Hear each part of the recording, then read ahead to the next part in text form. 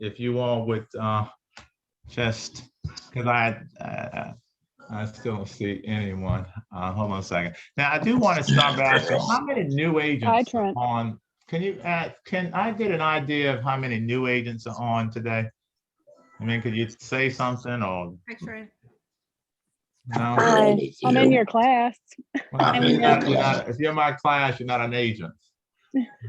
How many new agents are on? I am Jessica Britt. Okay. How many experienced agents are on? Any experienced agents? Yes. Yes, Kim Taliaferro. All right. Okay. Thank you all. So I'm not gonna. All right. Let's get started now. Let's just start with the first document that you need. And by the way, my students are on. Thank you for being on. And I'll see you all tomorrow. All right, let's start with this. Well, this is agreement sale seminar. I want to go through the agreement sale as much of it as I can. And I want you to ask questions if you have questions at the time that I am going over it. You don't have to wait till the end. You don't have to wait till we pass it. Let's make this interactive. It's always better that way. I want it that way. So let's kind of just get started. Let's just start with the first document that you need when you talk with anyone about, anytime you have a substantive conversation about real estate. What is a document that you need? What's the first document? Consumer notice. And when do you have to give a consumer notice?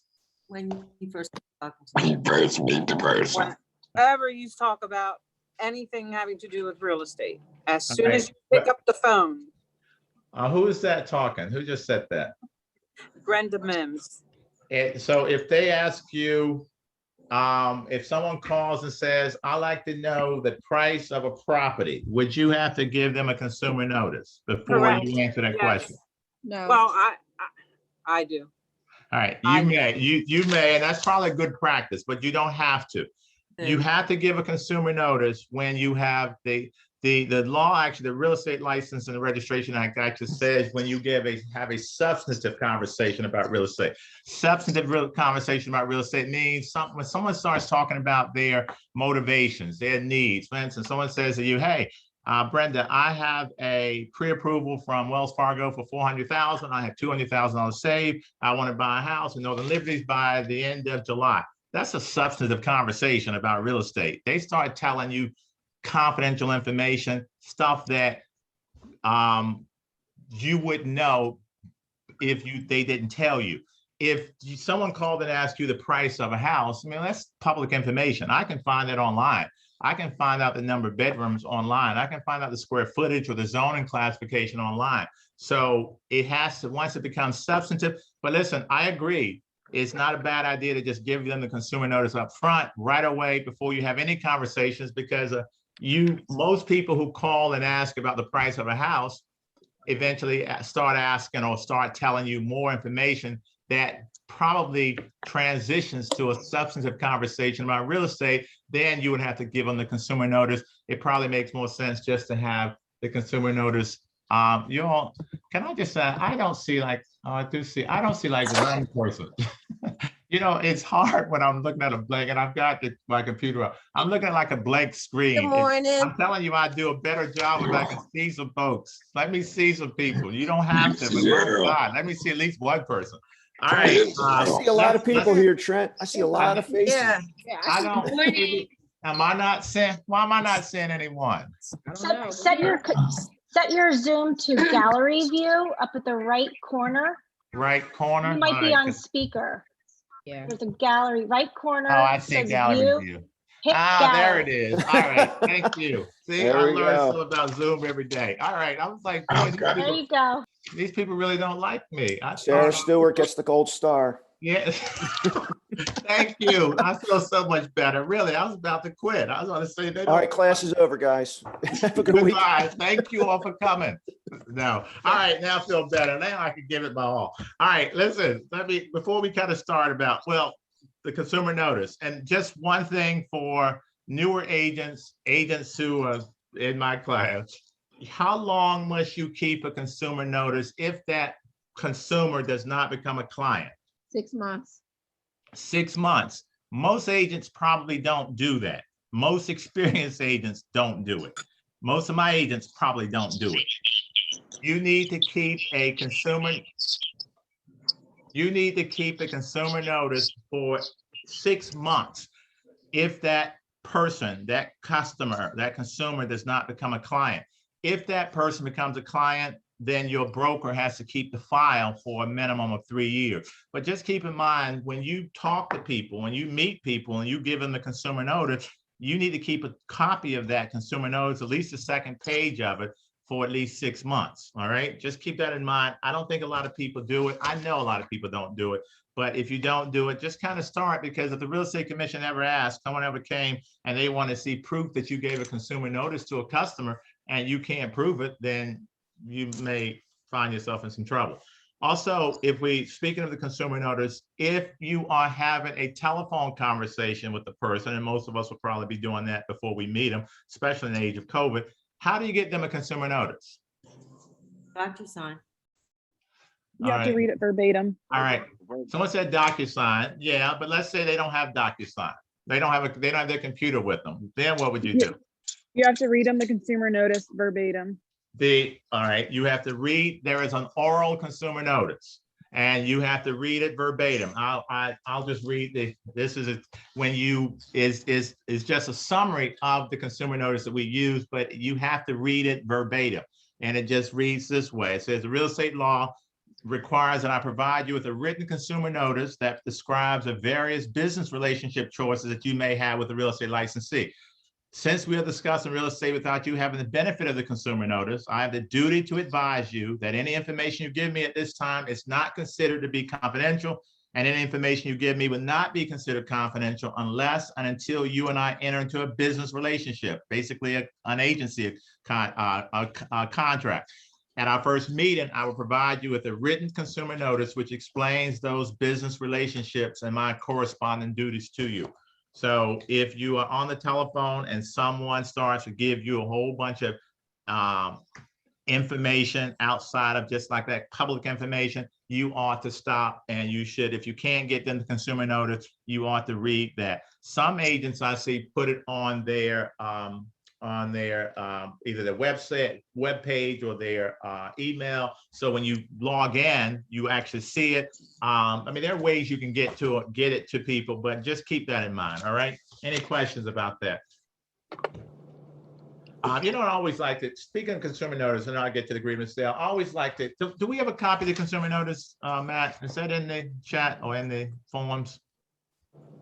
Do you don't have a copy of the consumer notice in front of I you? think it's in there. Hold on for a second. I do want to just go over something fast. Yes, it's in there. All right, take a look at it for me, would you? Because let's just go over it real fast, because it does tell you in the beginning, just so you see what I'm saying. It says to you, in an effort to enable the top of the page, first of all, we know this is not a contract. If you come across clients who tell you, and you will see this, and experienced agents will agree with me, you'll find clients will say, I don't want to sign anything. Nope, don't want to sign anything. Well, this is not a contract. So you tell them it's in bold in the top. You highlight it. You say, this is not a contract.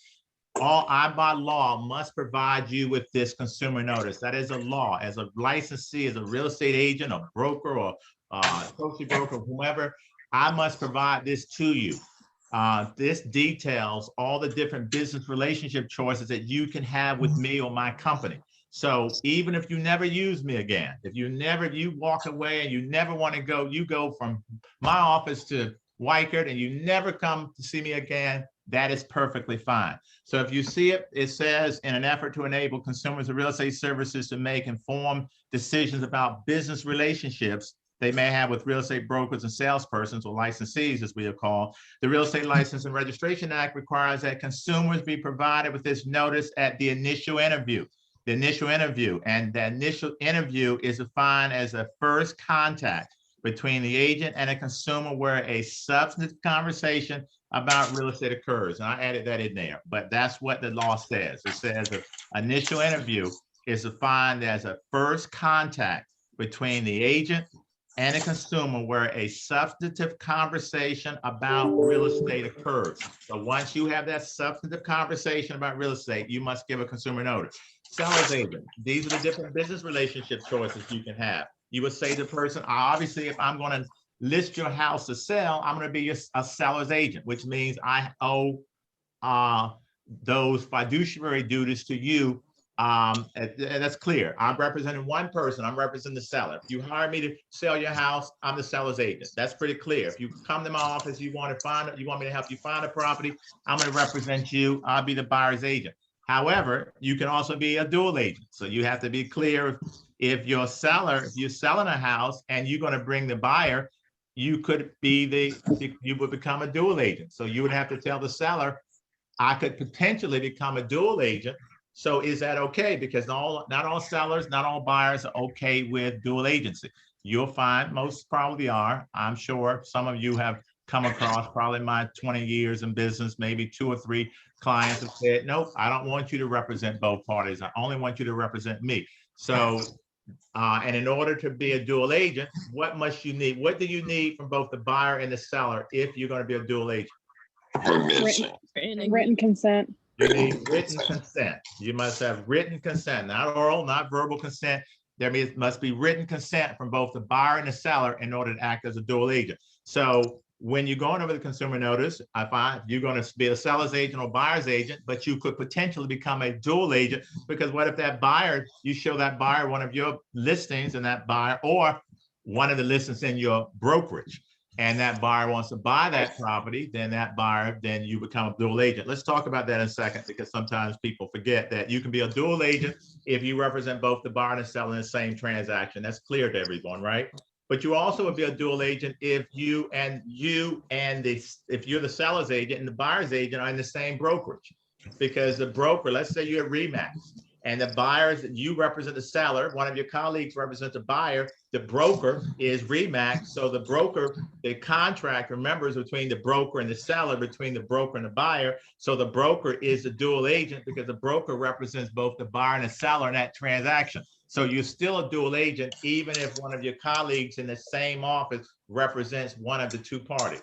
All right, that's clear, right? Everybody understand that? You're a designated agent. The broker's the dual agent. Now you would be a dual agent. You're a dual agent. You'll be a dual agent unless your office practices designated agency. That's the next one. Let's talk about that. If your office has to be a designated agency office in order to practice. Not everybody practices designated agency. Most offices practice designated agency as a way to avoid dual agency, right? So let's talk about it. If I'm in a designated agency office, I, as a broker, would appoint you to represent the seller. I would appoint another agent, because in order to be a designated agent, you have to be in the same office. So start there. You have to be in the same office. Can't be a separate office because you wouldn't be a designated agent. We're in the same office. I designate one person to represent the seller. I designate another person to represent the buyer. Those two people would have no contact with anyone about that, or communication with anyone in that office about those clients outside of the broker. So no one in your office could you discuss that file with, or those clients. Let's say we know that the seller is willing to take $50,000 less for her house and is listed. Well, you can't discuss that with anyone in your office, because you representing that seller exclusively, and no one else knows anything about what that seller has told you other than your broker. Because the broker would be in touch with both of those designated agents, then the broker would then be what? What would the broker be? Dual agent. The broker would be the dual agent. Exactly. The broker in a designated agent office would be the dual agent. But if you're in an office and go back. If you're in an office and you're just a seller's agent, everybody in your office represents the seller. Everyone represents the same party or client that you represent. And so there is basically, you owe your client confidentiality, but there is no confidentiality within the office, because you can discuss anything about your client within that office. You can't discuss it outside the office. But so if you're the seller's agent in a non-designated agency office, everybody in your office also represents a seller, and the same for the buyer. But in a designated agency office, that buyer and that seller's agent should not be discussing that file or anything about that client with anyone other than the broker. And so you're not a dual agent, because no one knows anything about that client outside of you and the broker. Is that clear? Any questions, comments? Oh, looking at me funny. No questions, comments, no, nothing? All right. I just have a quick statement on the consumer notice. This is Brenda. On the consumer notice, I have had individuals that refuse, and I mean refuse to sign, Right. even though, I explained. So Right. I have to write on the consumer notice that customer refuses or individual refuses to sign consumer notice. And then I just don't work with them, period. Well, I mean, and But that's at just, least, well, and Brenda's good point. There are times when people will not sign a consumer notice. I think I've had it a couple of times. What you have to do, and Brenda's absolutely right. If they refuse to sign it, what I usually ask them to do is just say, hey, I refuse to sign, and sign it and date it. That's what I ask them to do. Not sign where it says, just say, I refuse to sign this document. Could be a separate page. I present it. I would write up something that says I presented the consumer notice to the buyer or the seller or whomever on this date, and they refuse to sign. And I ask you, could you at least sign that? Because I, by law, must have you sign this. So I've had that happen probably 2 times in my career where someone says, I won't sign a consumer notice, but they did sign something saying they refuse to sign the document. Because they're thinking that when they sign this is a contract. And that's why every time I present the consumer notice, I highlight this is not a contract. This is just a document we as licensees must present to you to show you the different business relationship choices that you can have with a real estate licensee. Someone about to say something?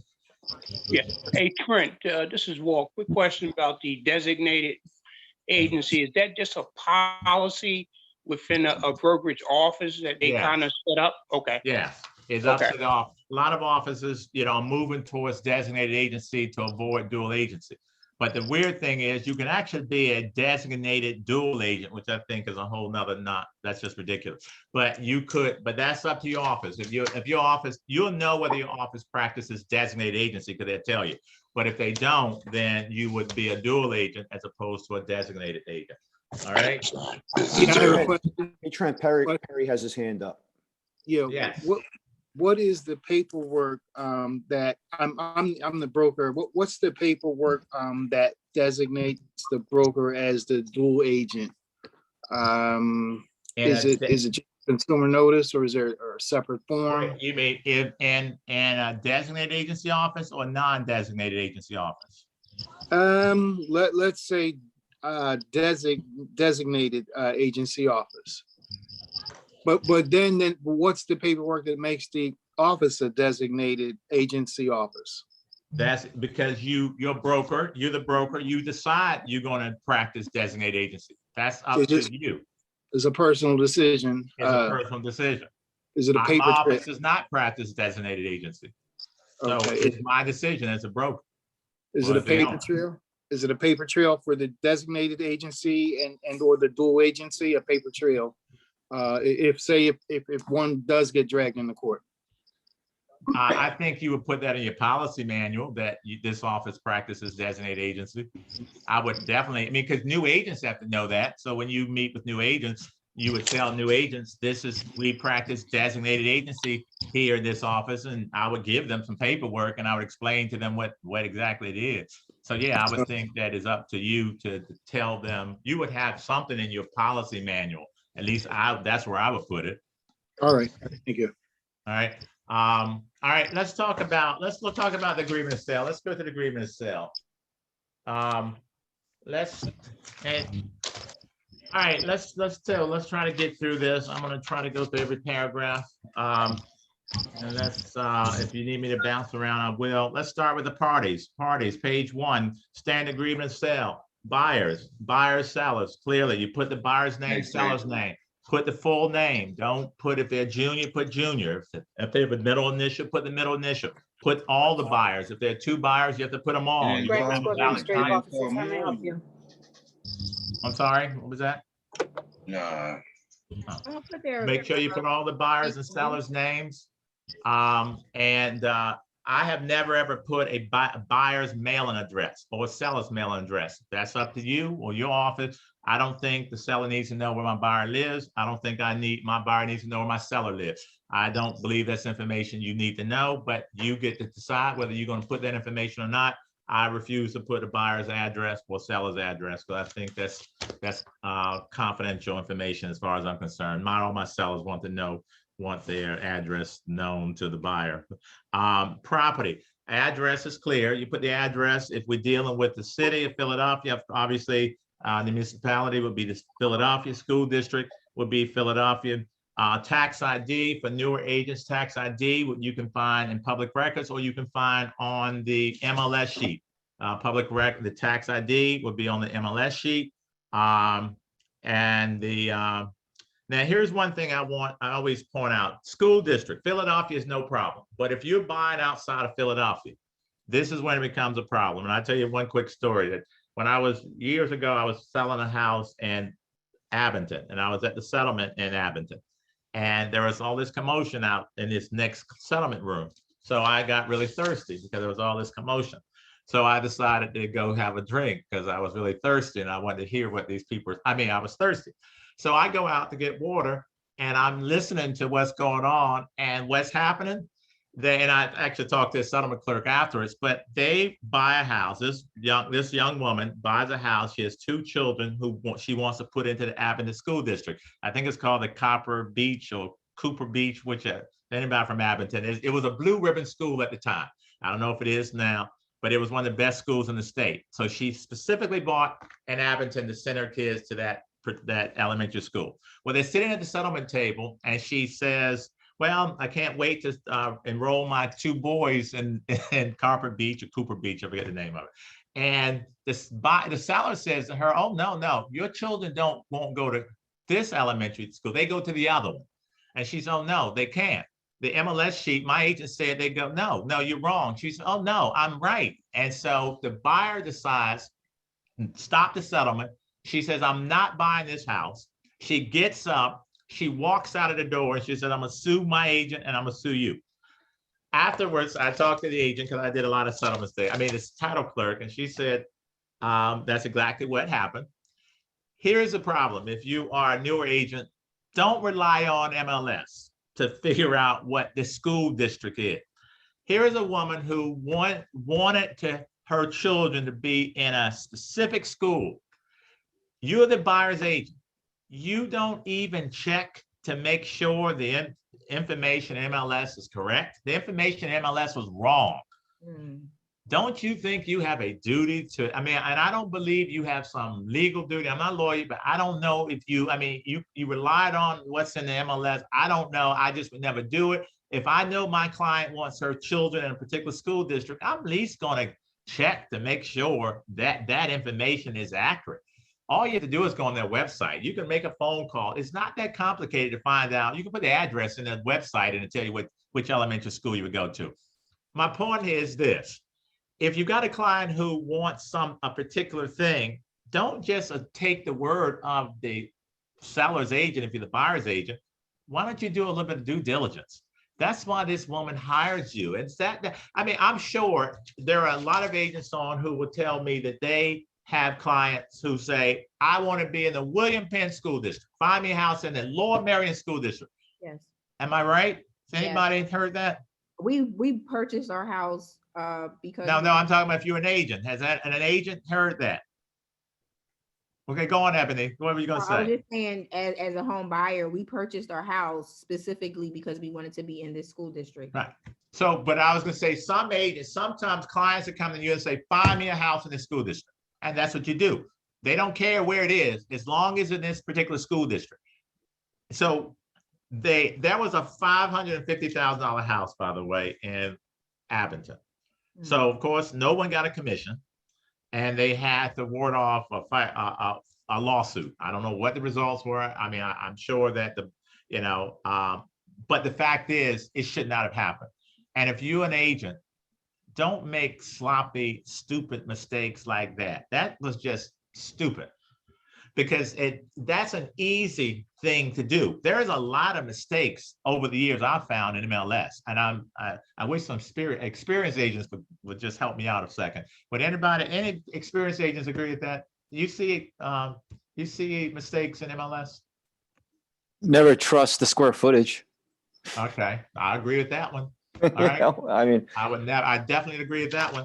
Don't rely on a lot. You do your own due diligence, especially in Philadelphia school district, doesn't matter. Outside of Philadelphia, if someone wants to live outside of Philadelphia, for God's sake, make sure that those school districts are correct. That's ML and MLS. All right, property, go down to business relationship with licensed broker. Fairly real simple. Yes.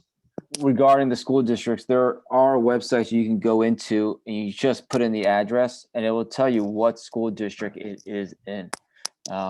It's super easy. It's very easy. But Yeah. now one thing though, I'll say this, sometimes, and you got to be careful there, because you could put an address and it'll tell you the school, but if that school has a certain number of students, then it may automatically put you in a different school. So you still want to even be careful. My thing is use that, but I would even do more than just put the address in, because you may end up on a waiting list. You think that your child's going to go in this school, but they're on a waiting list because they've already got more than enough students. So my thing is just be mindful of it. That's all. Generally in Philly, my rule of thumb is to always people seem to focus on predominantly 3 particular school districts in Center City. And I always tell them, even if you are in the catchment, you cannot expect to be guaranteed a spot in the school. True. Absolutely. That's why I said, specifically in kindergarten, first grade, that's when it's the hardest. Most people fall into their fight or flee mode at like 4th grade in the city, where they try to decide if they're leaving or if they're staying. I would totally agree with you. Trent, Larry DeFranco here. Yes, Larry. I would also recommend, other than doing your own due diligence and finding this out, you could ask your client to make the call directly to the local school district. And this way you're putting the responsibility back on the buyer. I agree. And maybe follow up with an email so it's in writing that you believe this to be true, but you would strongly recommend that they make their call directly to make sure that there are no caveats that the schools might be overcrowded or what have you. And Larry, I would totally agree. And I actually was going to say, Larry, but I didn't, that usually I ask my client to do the work. I'll do it too. That way I don't have the liability. I totally agree with Larry DeFranco, but I can't disagree with Larry because Larry's been around forever and he's one of the best agents around. All right, buyer's relationship with the PA licensed broker, the name of the company, the license number. Make sure you fill it all out. I get grievance all the time and half the information is not complete. Listen, just keep in mind, if you're a newer agent, if I receive 4 contracts and 1 is sloppy and 3 are sloppy and 1's not, and everything else is equal, I'm going with the one that's not sloppy. All right. I've seen lots of contracts in my days, but people misspell the name of the seller. That's one that absolutely just boggles my mind. Don't misspell the seller's name, okay? I don't care how complicated it is. It's right there in MLS. Please spell the seller's name right. All right, so fill out all the information, buyer's relationship, the PA license broker. Obviously, the licensee would be you. You know your numbers, cell numbers, fill everything out, email. And here's where I think a lot of agents make a mistake. Buyer's agent. If I'm the buyer's agent, obviously I check the first box. But if I'm a buyer's, if I'm not a buyer's, if I'm not a dual agent, I'm just buyer's agent. And then on my side, because the company, the first box is a company. Is a company the buyer's agent? If you represent the buyer, you could be a dual agent, but let's say you're just a buyer's agent. You're not representing the seller. You're just a buyer's agent. On the next side, where the licensee's name, the buyer's agent, and it tells you, and if you're a buyer's agent, all company licensees represent the buyer. So everybody in your company represents the buyer just as you do. You don't know if that person's a buyer's agent or buyer's agent with designated agency unless you ask. You shouldn't just assume, and most people just check buyer's agent. Well, it could actually be buyer's agent with designated agency. You don't know. Don't assume. You should just ask. Ask before you fill out which is it. Do you practice designated agency? Because I get them. Most of the time, people just put buyer's agent. They're right with me. But I know offices, a lot of them downtown, that practice designated agency. So I just don't assume that you're not a buyer's agent with designated agency. Not a big deal, but I like contracts done properly. All right, seller's relationship would be the same thing. So let's kind of get into the meat of it. Go to the second page, first paragraph, the date. The date of the contract should be the date, I believe, that you first presented to the seller. You don't want a whole bunch of dates. Today is March, what, 5th? Today is March 5th. If you are going to prepare the contract today and you're going to send it to your client on March 6th, then date it for March 6th. If you know they're going to sign it, or if they're coming in, let's say they're coming in tomorrow, you're going to prepare it today like a good agent would. And you know they're coming in March 6th, date it for March 6th. Let the contract, because now the date of the contract is the same date that the buyer signs it, which is the same date that you present it to the seller. It just makes it easier, as opposed to I prepared it March 5th. My buyer came in March 7th, and I presented it March 8th. It's just confusing. I prepared it. The date of the contract is the same date. The buyer signed it the same date. I emailed it or presented it to the seller. All right, makes sense? Purchase price, obviously, whatever the purchase price you're offering. Deposit, the initial deposit. What is it amount? What would you put down? Obviously, it depends on a lot of factors. There is no set amount. Some people, you'll hear someone say 10%, 20%. Well, it depends on the market. It depends on how long the property has been on the market. It depends on whether we're in a buyer or seller's market or transitional market. It depends on a whole lot of factors. But typically, if you represent the buyer, you put down as little as possible. If you represent the seller, you want as much as possible. But if you're in a market like we're in right now, a hot seller's market, you put down $1,000 on a $400,000 property, and someone else puts down $20,000 and they offer the same price. Who do you think the seller's going with? If everything else is equal, who are they going with? The higher deposit, obviously. The one with the higher deposit. So you don't want to, so you need to, there are a lot of variables that go into play before you decide what the amount. There is no set amount. If the house has been sitting on the market for 6 months in a buyer's market, yeah, I'll offer $1,000 deposit.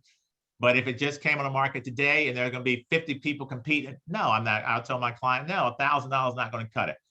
It's a $400,000 house. Hey, let's put down 10,000 first deposit, 10,000 second. Let's just we want our offer to be as strong as possible, especially in this market where there's so much competition. Initial deposit has to be in within 5 days. Please, if you're an agent, don't just assume that it's okay to get in a deposit late. I see it all the time. I think even experienced agents, sometimes they're like, oh, well, it's not in. Well, I call and say, oh, they'll have it in a couple of days. If that deposit's not in, let's say your first deposit is $10,000 and you have 5 days to get it in, but it's not in, here's a 6th day. Well, that buyer is in default. You need to contact the client and ask the client what to do. You can't assume, you just can't say to the agent, hey, I know Larry, can you get it to me tomorrow? Larry says, yeah, I'll drop it off tomorrow. Well, don't you think my seller needs to know? Because what if Larry doesn't bring it tomorrow? Seller had no idea that the buyer was in default. Make sure that's what time is of the essence is when we get down to paragraph 5.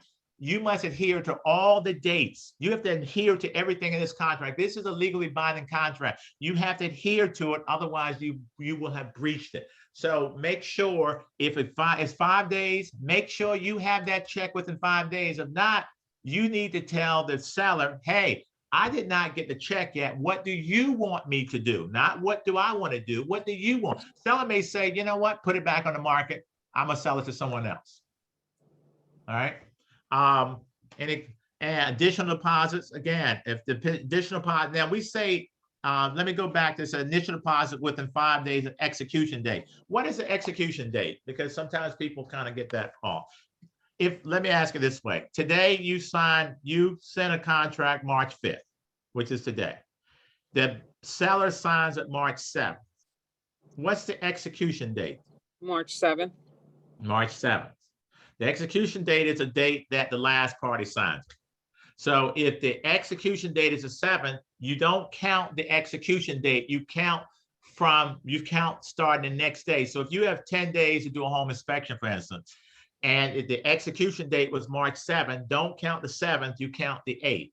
All right. So you have from the 8th, from the 7th, and you count 10 days. So execution date, because execution date makes a difference when you all deciding whether or not someone has breached the contract. So make sure you know what the execution date is, not the date you sign, you count the following day. And are those questions are those business days or calendar days? Those are calendar days. Calendar days. Yes. I just wanted to make sure that the newer No, agents No, that's a understood. good question. Calendar days, calendar days. I'm glad you said that. Calendar days, not business days, calendar days. All right. That next paragraph talks about the funds. When you submit a check, it has to be, and it says all funds paid by the buyer must be a check, cashier's check, or wire funds, but not, if you close within 30 days, don't accept a personal check. All right. If you're dealing with investors usually want to close earlier. Make sure they're certified. Contract says that all funds paid by the buyer within 30 days of settlement, including funds paid at settlement, would be by cashier check or wire funds, but not by personal check. So just keep in mind, settlement's going to be within 30 days. Tell the buyer's agent, if you're the seller's agent, make sure you either wire the money or you send a certified check, not a personal check. Who can look at this C for a minute? You see that paragraph that says only real estate brokers are required to hold deposits in accordance with the rules and regulations of the state real estate commission. Who else can hold deposits in this state? Title company. Title company or an attorney. But the only thing you need to remember, if a title company, and we see that more and more, I just opened an office in Florida, and in Florida, no brokers. They tell brokers no brokers hold title. Hold escrow. The title company holds it. That's just kind of like the standard, which is good for me because I don't have to deal with that.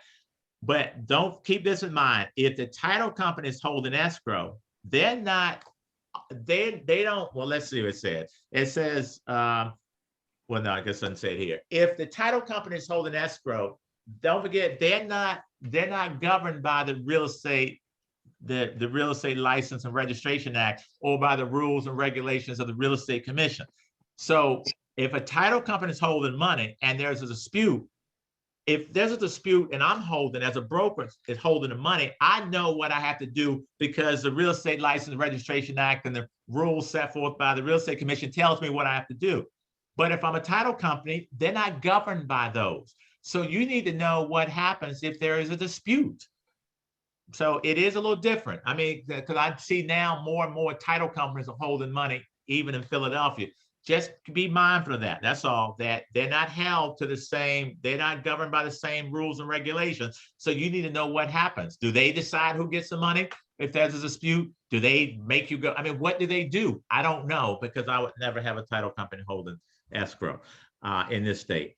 Seller's assist. If you're going to get any questions, seller assist, you need to know. Agents have made these mistakes many times. New agents, you probably don't make the mistake. You need to know how much seller assist your client can get. Here's what, look at that paragraph, that sentence that says, seller is only obligated to pay up to the amount or percentage which is approved by the mortgage lender. So if you ask the lender for the seller for 6% seller assist, but the lender says you can only get 3%, whose fault is that? What do you do? What do you do? Nobody, anybody? Ask your lender first. All right, there you go. Ask your lender first. And then you don't have that problem, right? Ask your lender first. Before you submit an offer, you need to know what is a max. If it's an FHA loan, we already know it's 6%. You don't have to ask a lender. It's 6%. If you put down the 3.5%, if you get the 96.5% LTV, we know is 6%. If you get in a VA, I believe it's 4%, but then the seller can pay like transfer taxes and all. But conventional, it depends on your down payment. Depends on your down payment. FHA, you can ask for 6. You know, that's the maximum you can get. VA, I believe is 4%, but the seller can pay other fees. I think conventional is the wild card, because conventional depends on what you put down. It could be 3%. I've had 2%. It could be 6%. So before you submit that and ask the seller to give your buyer 6%, seller agrees, and then the bank says, "Oh no, the buyer can only get 3%." Now the seller's not obligated to go back, and I've had this happen many times in my day where a buyer's agent comes back and says, "Hey, Trent, your seller agreed to give 6%, but they can only get 3%. So can you lower the price? I said, no. Can you give us, put in a roof? That's $3,000. I said, no. Can you give us a home warranty? I said, no. Can you do? I said, no. We can do nothing. You made a mistake. My client is going to give what is permissible. What does it say? That is what am I reading? That is allowed. My seller is only obligated to pay up to the amount which is approved by the mortgage lender. Mortgage lender says you're going to get 3. My seller is not obligated to give you more than 3. Don't make that mistake. All right. Sellers, the settlement, paragraph 4, settlement occurs where? Where does the settlement have to occur? If it's in Philadelphia, can you have the buyer have settlement in Cherry Hill? It's not that far. I have a question about the last section you were just on. Hold on. Before you ask, I want to ask somebody answer that question. It should It be in has to be in the Pennsylvania. county, It has the to county. be where? in the county to that be- the. house is Settlement being will sold in. occur in the county where the property is located or in an adjacent county during normal business hours unless buyer and seller agree otherwise. So it has to be, if the property is in Philadelphia, then in Philadelphia County. It could be in a county that touches Philadelphia County, Montgomery County, Bucks County, what else touches? Delaware County. But you all could agree, it could be wherever you want. But if I'm the buyer's agent, I can't say, okay, settlement's gonna be in Harrisburg and you better be there. No, I'm not gonna be there. Go on, Rochelle. Oh, when contacting the lender, about the highest or lowest percentage, is it the buyer's lender? Yes, the buyer's Okay. lender. Right. And they'll know, it'll be on their pre-approval, usually how much seller says they can get. All right, also, go down to 4F. Who pays transfer taxes in Philadelphia? What's the custom? Buyer and seller will split the transfer taxes. What's this transfer taxes in Pennsylvania? What's the total transfer taxes, that we pay in Philadelphia, including the state? What's that number? 4, 2 and 2. Well, it's more than 2. What's the transfer 4.1. tax in Philadelphia? 4.25. 4.278. It's actually 4.278%, and it's split both ways. So it's 2.14% for the buyer, 2.14% seller pays. Buyer and seller split it. Again, everything in agreement of sale is negotiable. You can say, hey, seller, would you pay it? But again, if the seller is going to pay it, some lenders may consider that seller assist, so it may affect how much seller assist that you can get if you're the buyer. G, make sure, here's one where I think a lot of agents over the years, I've gotten many contracts where I'm selling a house as is, and this agent will say, I'll get a separate addendum, say the seller must remove, or something in agreement sale, seller must remove all personal items. Well, you don't have to say that, because agreement sale says in 4G, possession is to be delivered by deed, existing keys, and physical possession to a vacant property free of debris with all structures broom clean. You don't have to say to an agent or to a seller that you need to clean out the house. It is in the contract. They must deliver you a vacant property free of all debris, broom swept clean. That's what the contract says. So it's redundant to ask them to clean out all their personal things. Is right here, okay? May I ask a question? Yeah. If it says in the MLS that the property may be delivered, not cleaned out, would that have to also be reflected in the agreement of sale? Yes, anything, and that's a good point, and I want you all to hear that. Anything in an agreement in an MLS is not a contract. I can put anything in an MLS, but unless it's in your agreement sale, the agreement sale is your contract. This is your contract. I've had people, for instance, say, well, we're going to give a home warranty, but the buyer's agent didn't ask for it. So later at settlement, they said, Trent, where's the home warranty? I said, well, you didn't ask for one. Well, you put it in MLS. I said, well, yeah, I put it in MLS, but I figured you didn't want one because you never asked for it. Well, I'm not assuming you wanted it, so maybe you didn't need it. So no, we didn't provide you with one. You can't look at MLS. MLS is not your contract. MLS is your agreement of sale is your contract. So make sure you put anything in the MLS that you want included in your contract, put it in the contract. Got it. Thank you. You're welcome. Let's go down to paragraph 5. There's where it says date, time is of the essence. Again, time is of the essence. That means that you must adhere to all of the dates in this contract, or you may risk being in default. So you can't just, one person can't arbitrate, or one party can't arbitrarily change dates or decide that they're gonna go move the settlement one day back because they have to work. Everything has to, you can agree, both parties can agree to change it, but one party cannot uniformly just decide, I'm going to change. You have to adhere to these dates. So as an agent, make sure you know the dates in your contract, especially the newer agents. Most of us, if you've been around, you remember the dates. Once you write it up, you'll know. All right. Brent, can I ask timing for the contract for the essence of time? Say that again. Timing. So if I agreed on the date of the contract, what is the timeline? Is it 11:59 the following day? Yes, 11th, right, yes. Because if the settlement has to be on or before March 5th, it has to close by 11:59 on March 5th, because remember at 12 o'clock, it becomes March 6th. So yes, it's 11:59.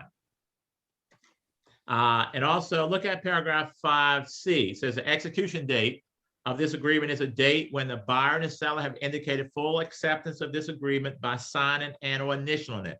The number of days will be counted from the execution date. You don't count the execution date, it's counted from the execution date, excluding the day this agreement was executed. So if it was executed the 5th, then we wouldn't count the 5th, we start counting as of the 6th. All right, says excluding the day this agreement was executed and including the last day of the time period. All changes to this agreement should be initialed and dated.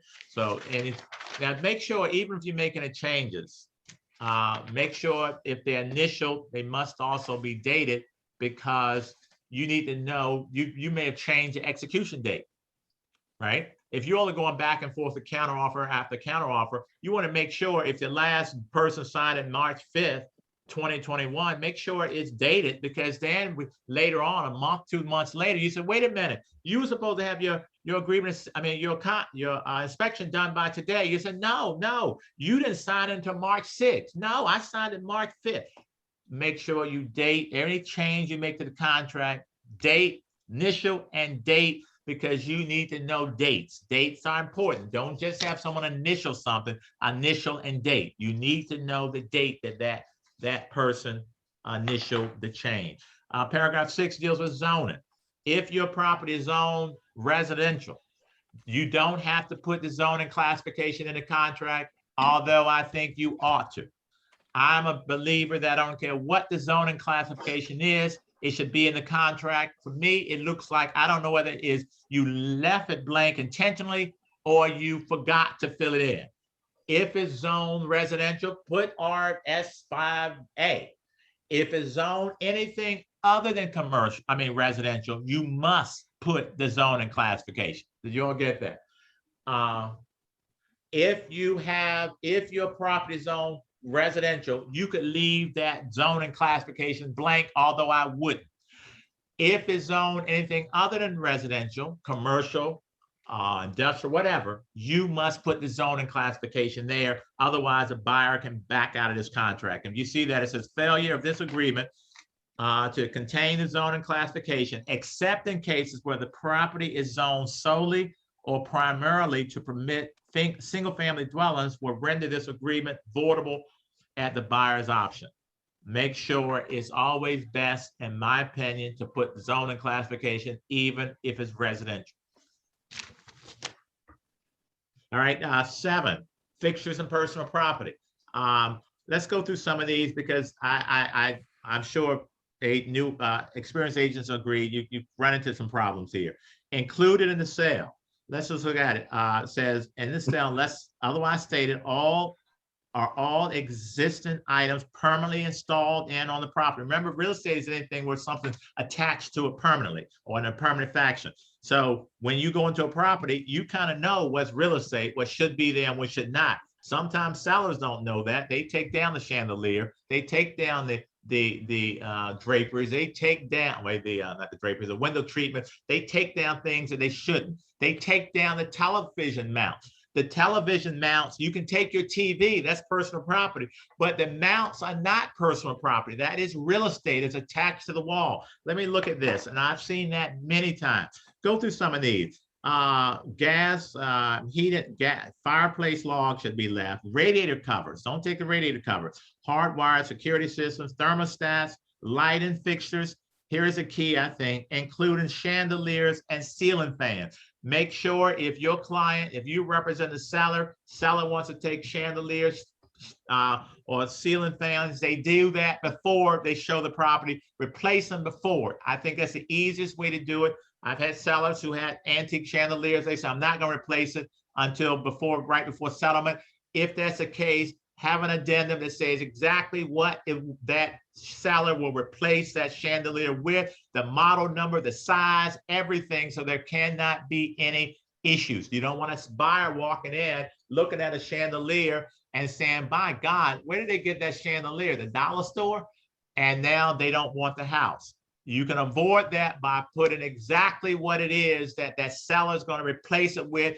Buyer agrees to it. Now, when the buyer goes in, sees that chandelier and says, oh, there's that chandelier. Yeah, they got that from Home Depot. Yeah, it's model number, blah, blah, blah, because they agreed to it. All right. I don't believe when you get to the settlement table, there should be issues. I think when you get to the settlement table, there should be a celebration. I don't want issues at the settlement table. Resolve issues before they get here. All right.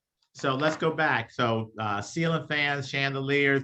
Here's the one, garage door openers. How many times do clients say garage door openers and transmitters? Here's one that I see a lot of problems with. Mounting brackets and hardware for television and sound equipment. That television's mounted on the living room wall. Take the TV, leave the mount. All right. Unless you could do it before you start showing the property. Go down to storage sheds. They can't remove storage sheds. I remember a seller taking a storage shed. I'm like, what happened to it? Oh, that's personal property. I said, no, it's not personal property. It's real estate. It's included in the contract. Fences, mailboxes, existing window screens, shades and blinds, built-in air conditioners, that's pretty clear. Built-in appliances, range. You obviously can't take the stove. So if there's anything that is not going to be included, if your seller says, oh, I'm taking the chandelier, then you would put in down here that the chandelier will not be included. And then you need to say what's going to happen. Is it going to be replaced? Are you putting nothing there? You're just going to, seal the wall? What are you going to do? Before you don't want an issue because we don't want the deal to die at or before settlement. Any questions? Any comments? Somebody say something to me. How is this going? Are you all bored? Is that why you're not talking? I've got a question. Hold on, Rochelle. I'm asking, are you all bored? Is that? No. Are you learning anything? Yes, I am. This is now Dina. and go back to work. No, I'm learning. This is I need to wash my car. Is it okay if I quit and go wash my car? No, I'm learning. If one person's learning, that's it? Yeah, it's all good. It's all good, Trent. We're here. Right. I just can't seem to get my video working. All right. Go on, Rochelle. I'm learning a lot. Thank you. You're welcome. Go on, Rochelle. Thank you. Since sometimes like a chandelier or something like that is kind of personal, can you have an addendum and say, we'll give X amount, like, if the okay. Yes, but you still need to know what you're going to do. Let's say I'm going to take the chandelier, but I'm going to give you a credit of $3,000. But what are you going to do when you come in to do a pre-settlement walkthrough? Is there going to be a hole in the wall? I mean, you need to still say, hey, the seller will patch the wall, paint the same color. You don't want any kind of surprises. Cover your bases, write everything down. Don't just assume a seller's going to not leave a big old hole in the dining room ceiling. don't assume, all right? Put everything in a contract. in an Correct. agreement. Is the energy efficient stuff that they install nowadays on top of the roof, is that considered fixture or no? Yeah, now, is that something that's owned, or leased? I don't know. What is it owned by? That's what I'm them? saying, like, do they include that in the sale? Are you responsible as a new buyer to I pay mean, that's what I'm that saying. I off? don't know. Is that something I don't that, know. what is it? What is it for? The TV? Is it like a? No, like no, a- no, for like those roofs that they put for energy, you don't have to pay Oh, you mean like electricity. solar Solar panel, yeah. Solar panels. What are Usually they they're considered? under contract. Yeah, I was gonna say. So yeah, typically they're under contract. Right.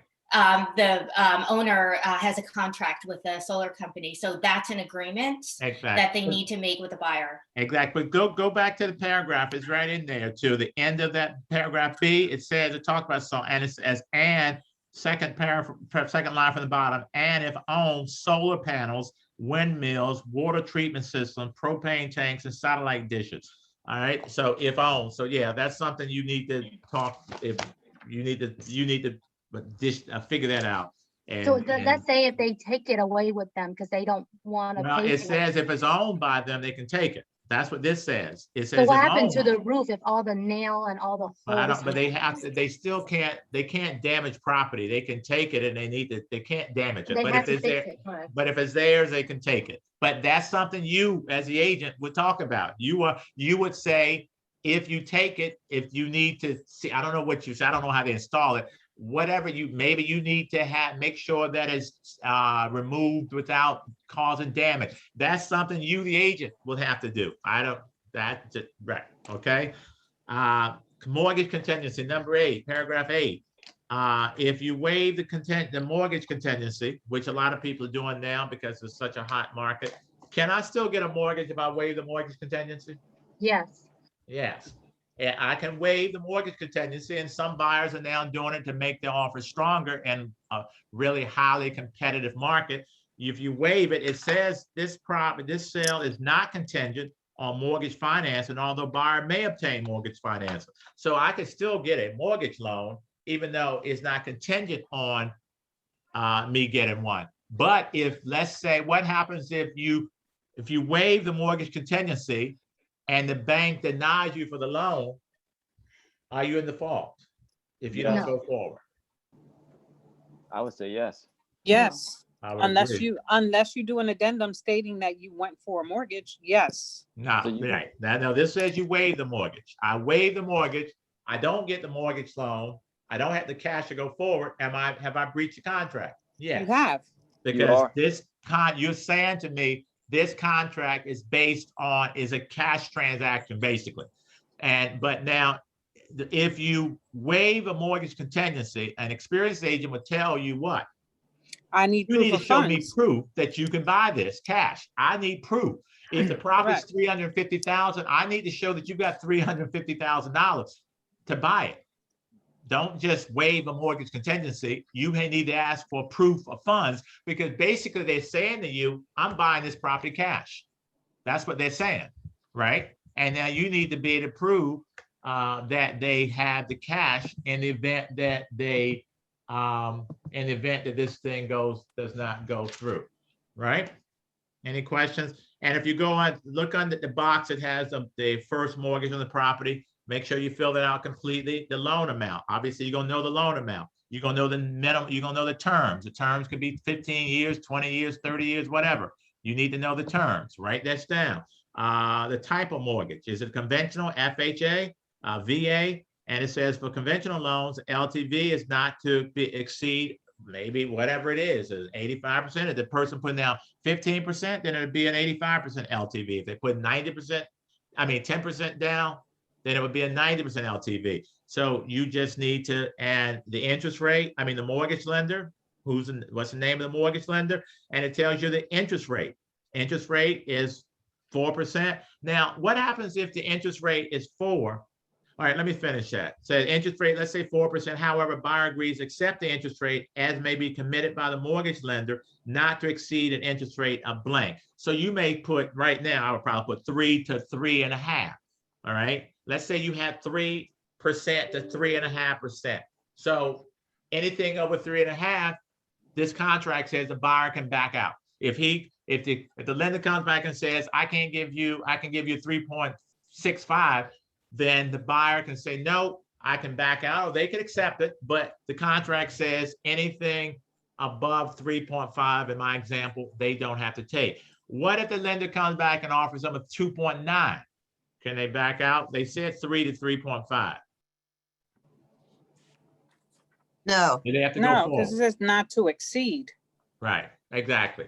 If it was lower than your first number, if you said you would take a loan, a mortgage, interest rate of 3 to 3.5, and the lender offers you less than 3, you have to go forward because it's less than the 3. You don't have to go forward if it's more than the 3.5, but you have to go forward if it's less than the 3. All right, and then discount points, loan origination, all those are I like to call, well, I wouldn't say that, I wouldn't insult someone. Fees, junk fees. A lot of these are fees that the lenders charge. You need to know how many points the lender is charging. You may not want to pay 5 points or 4 points. So that box down there says not to exceed blank points. So it's what we're talking about. So the lender will tell you, you didn't know how many points that lender is charging. So if the lender's charging 3 points, maybe the buyer's okay with 3 points, but they're not more, I wouldn't even be okay with 3. Let's say they're charging you 1 point, but you're okay with 1, but not more than 1.5. So make sure so your buyer can back out of this deal if the lender comes back and says, oh, by the way, we're going to charge you 4 points. Well, you agreed you would take 1 point or 2 points, but you're not willing to pay 4. So it does give you a way out if you're the buyer when you're dealing with in terms of this mortgage loan. All right, any questions? Can we talk about say we have a mortgage that is elected and then the commitment comes over and it's a different deal? I just had that happen to me and there was no all right, let's talk about it then. It's coming up. It's gonna be right. All right, it's gonna be, I'll find it. It's coming up in a minute. Let me see where that is. All right, it's gonna come up. All right, let's talk about that then. B, mortgage commitment date. You see that blank line? That is your mortgage commitment date. You need to know, you need to have an idea of when you will have your mortgage commitment. I generally like 7 to 10 days before settlement. Somebody else may say 15 days, but maybe 10 days before settlement. I want to make sure you have a commitment at least 7 to 10 days before we go to settlement, because on the commitment, there may be things that you have to do. The buyer may have to do certain things. You don't want a commitment date 2 days before settlement. You don't want that. I believe 7 to 10 days is probably about, that's enough time for a buyer to be able to resolve some issues that may be on a commitment. Now, if the seller does not get that commitment, the seller can terminate the contract. The seller can terminate the contract. If the seller terminates the contract, is a buyer entitled to his or her money, earnest money deposit? Anybody? If the buyer does not have, let's say the mortgage commitment date is today, March 5th. Well, no, let's say it was yesterday. We didn't get it. The seller decides, I'm terminating this contract because I didn't get the mortgage commitment. It was due by the 4th. Today's the 5th. I have somebody else who's interested in the house. I'm terminating this. Could that seller, would that buyer lose his or her earnest money deposit? Yes. No. Probably no. The answer is no. No. Now, and that's one that I want you all to hear, because I remember many times in my days where a seller's agent would say, well, if we don't get a commitment by tomorrow, Trent, we're keeping your buyer's money. I said, you can't do that. And let me tell you, it says, if this paragraph 3, if this agreement is terminated, pursuant with the paragraph, blah, blah, blah, blah, it's not obtained for settlement, all deposit monies will be returned to the buyer according to the parent, blah, blah, blah. And it says buyer will be responsible for their costs, but and the reason it's been that you don't get to Trent, keep the money. What line is that? I'm trying to.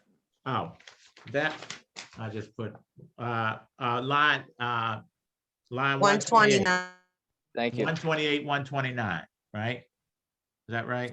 128, 129 says all deposit monies will be returned to the buyer if the agreement, paragraph 3, B3 says if the agreement is terminated, all deposit monies will be returned to the buyer. If it's terminated regardless of buyer breaching contract, that's Now, this is because they didn't receive the mortgage commitment. it's just regarding It's the only mortgage. about the commitment. We have Okay. paragraph, right. Let's go back up then. Let's go back and talk a little bit. Let's get a little deeper then. Go back to B1. Mhm. All right, because remember that line that we have a mortgage commitment date. Now let's go to 1 where it says if seller does not receive a copy of the documentation demonstrating the lender's conditional or outright approval of buyer's mortgage application by the date indicated above, seller may terminate this agreement by written notice to the buyer. Seller's right to terminate contingents the buyer delivers documentation demonstrating the lender's conditional or outright approval of buyer's mortgage application. All right. Buyer must continue to make a good faith effort in getting that loan. That's number 2. Paragraph, seller may terminate this agreement by written notice to buyer after the date indicated above if the documentation demonstrating the lender's conditional outright approval of buyer's mortgage application. Here goes what you asked, and there goes your answer here. Look at A. Does not satisfy the terms of paragraph 8A. If there's a different loan lender there, it does not, it has to be exactly the same. I see that too. If I change it from a conventional FHA, in this box, it says I'm getting a conventional from Wells Fargo, but now I got an FHA from the Police and Fire Credit Union. The seller could terminate this contract and return the earnest money deposit to the buyer. So, okay, so seller may return. If it does not comply with the terms, they could terminate this. And B, if that mortgage commitment contains any condition not specified in the agreement. In other words, now the mortgage commitment comes back and says, oh, by the way, the buyer needs to sell his house before on or before settlement. Well, that was not one of the conditions that I agreed to. Then you could say, I'm not agreeing to that. I'm backing out, but you have to return the earnest money deposit. Does that answer your question? All right. Any questions? Where am I? So so I'm sorry, Trent. So where I'm going back to the commitment here, So the answer to your question is on paragraph 8B. Right. 2. And that's regarding not getting them the documentation in the timeline. Exactly. Or if the mortgage commitment is different from what you all agreed to. If the terms are different, the seller didn't have to accept the new term. The seller agreed to sell you this house because you had a conventional mortgage with a lender he knows. Well, maybe now you got a lender that you've never heard of that's in California somewhere, and you're like, no, I'm not willing to take this lender. You have that, the seller has the right to do that. So yes, you can terminate it, but just keep in mind, the buyer is always entitled to his or her money back. All right. Let's go to E, be 8E, right? That's what it says within blank days, 7 if it's blank. I'm sorry, Trent. From the execution and paragraph, I'm on 8, right? Yeah, paragraph 8E, I'm on page 4. Look at E, within blank days, 7 if it's left blank, from the execution date of this agreement, buyer will make a completed mortgage application. So here's what I don't know anybody. I think 7, no, I'm sorry. No, that's fine. No, that's not where my issue is. I'm sorry. Just make sure within 7 days that the buyer makes makes a completed mortgage application within those 7 days. If you don't think there's enough time, change it, but 7 should definitely be enough. But make sure buyers understand you need to get on this. You have 7 days to make this loan application. Don't let them sit back and on the 8th day they have breached this contract. All right, buyer will be in default. Look at that. Will be in default of this agreement. Buyer furnishes false information. This is something I point out to buyers and let them know that everything you give me must be truthful, must be honest, must be complete. Do not falsify information. Don't tell me you have 30,000 in bank when you have 3,000, but you plan on getting some more money later. I need you to be completely honest because it could hurt you. All right. Buyers will be in the default of this agreement if the buyer furnishes false information to anyone concerning the buyer's financial and/or employment status, fails to cooperate in good faith with processing a mortgage loan application. I've had to point this out to a few buyers on my day that, hey, The lender's calling me saying that they can't get you. You're not cooperative. You understand you will be the fault of this contract if you don't get on the phone and get this stuff to this lender now. All right. And then they'll do it. All right. Fails to Trent. lock in an interest rate or otherwise causes a lender to refuse and reject or refuse to approve or issue a mortgage commitment date. So you need to point out to the buyer that you need to do your part. If they are not doing it, you say, hey, the seller may call this in, may say you breach this contract and you will then have lost your earnest money deposit. All right. Let's go down to that box on the FHA VA box. If you're dealing only with FHA or VA, if it's conventional, you don't fill out this box, but if it's FHA or VA, you will have to complete this box. Basically, that line in there says that if it's a VA or an FHA loan, it must appraise for, the property must appraise for the purchase price or higher. So if your house is 300,000, is FHA loan, when the appraiser comes back, that number must be 300,000 or higher. If not, the buyer can back out of this transaction. All right, it must appraise for the purchase price or higher. If it appraises lower, what can you do if it appraises lower somewhat? Let's say it appraises at 295, but the property is with the agreement sale, the sale price is 300. What would you do? I would Sale count, price is 300, appraises 295. What could you do? You're the agent for the buyer.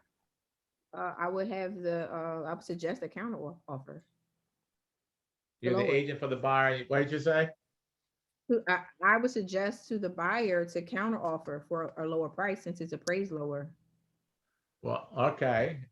It's just at line 140 had to be. Somebody just sent, could you put that back up? Someone put put something in chat to me. I just want to read it again. Somebody else, I don't know what they said. All right, you would ask them to lower the price to 295. The property is appraised at 295. Or let's say the seller won't do it and your buyer really wants the property. What could the buyer do? Pay the You difference. fight it. Pay the difference. Pay the difference. You can fight it. Line 140 is that? Line 141. Wait a minute. Line 141. What's line 141? Hey, Trent, Jonathan Oler, that was me.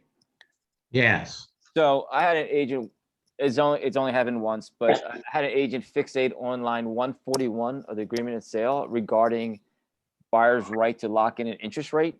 On the agreement of sales, you know, it's a standard, it's just 15 days before settlement date, but right.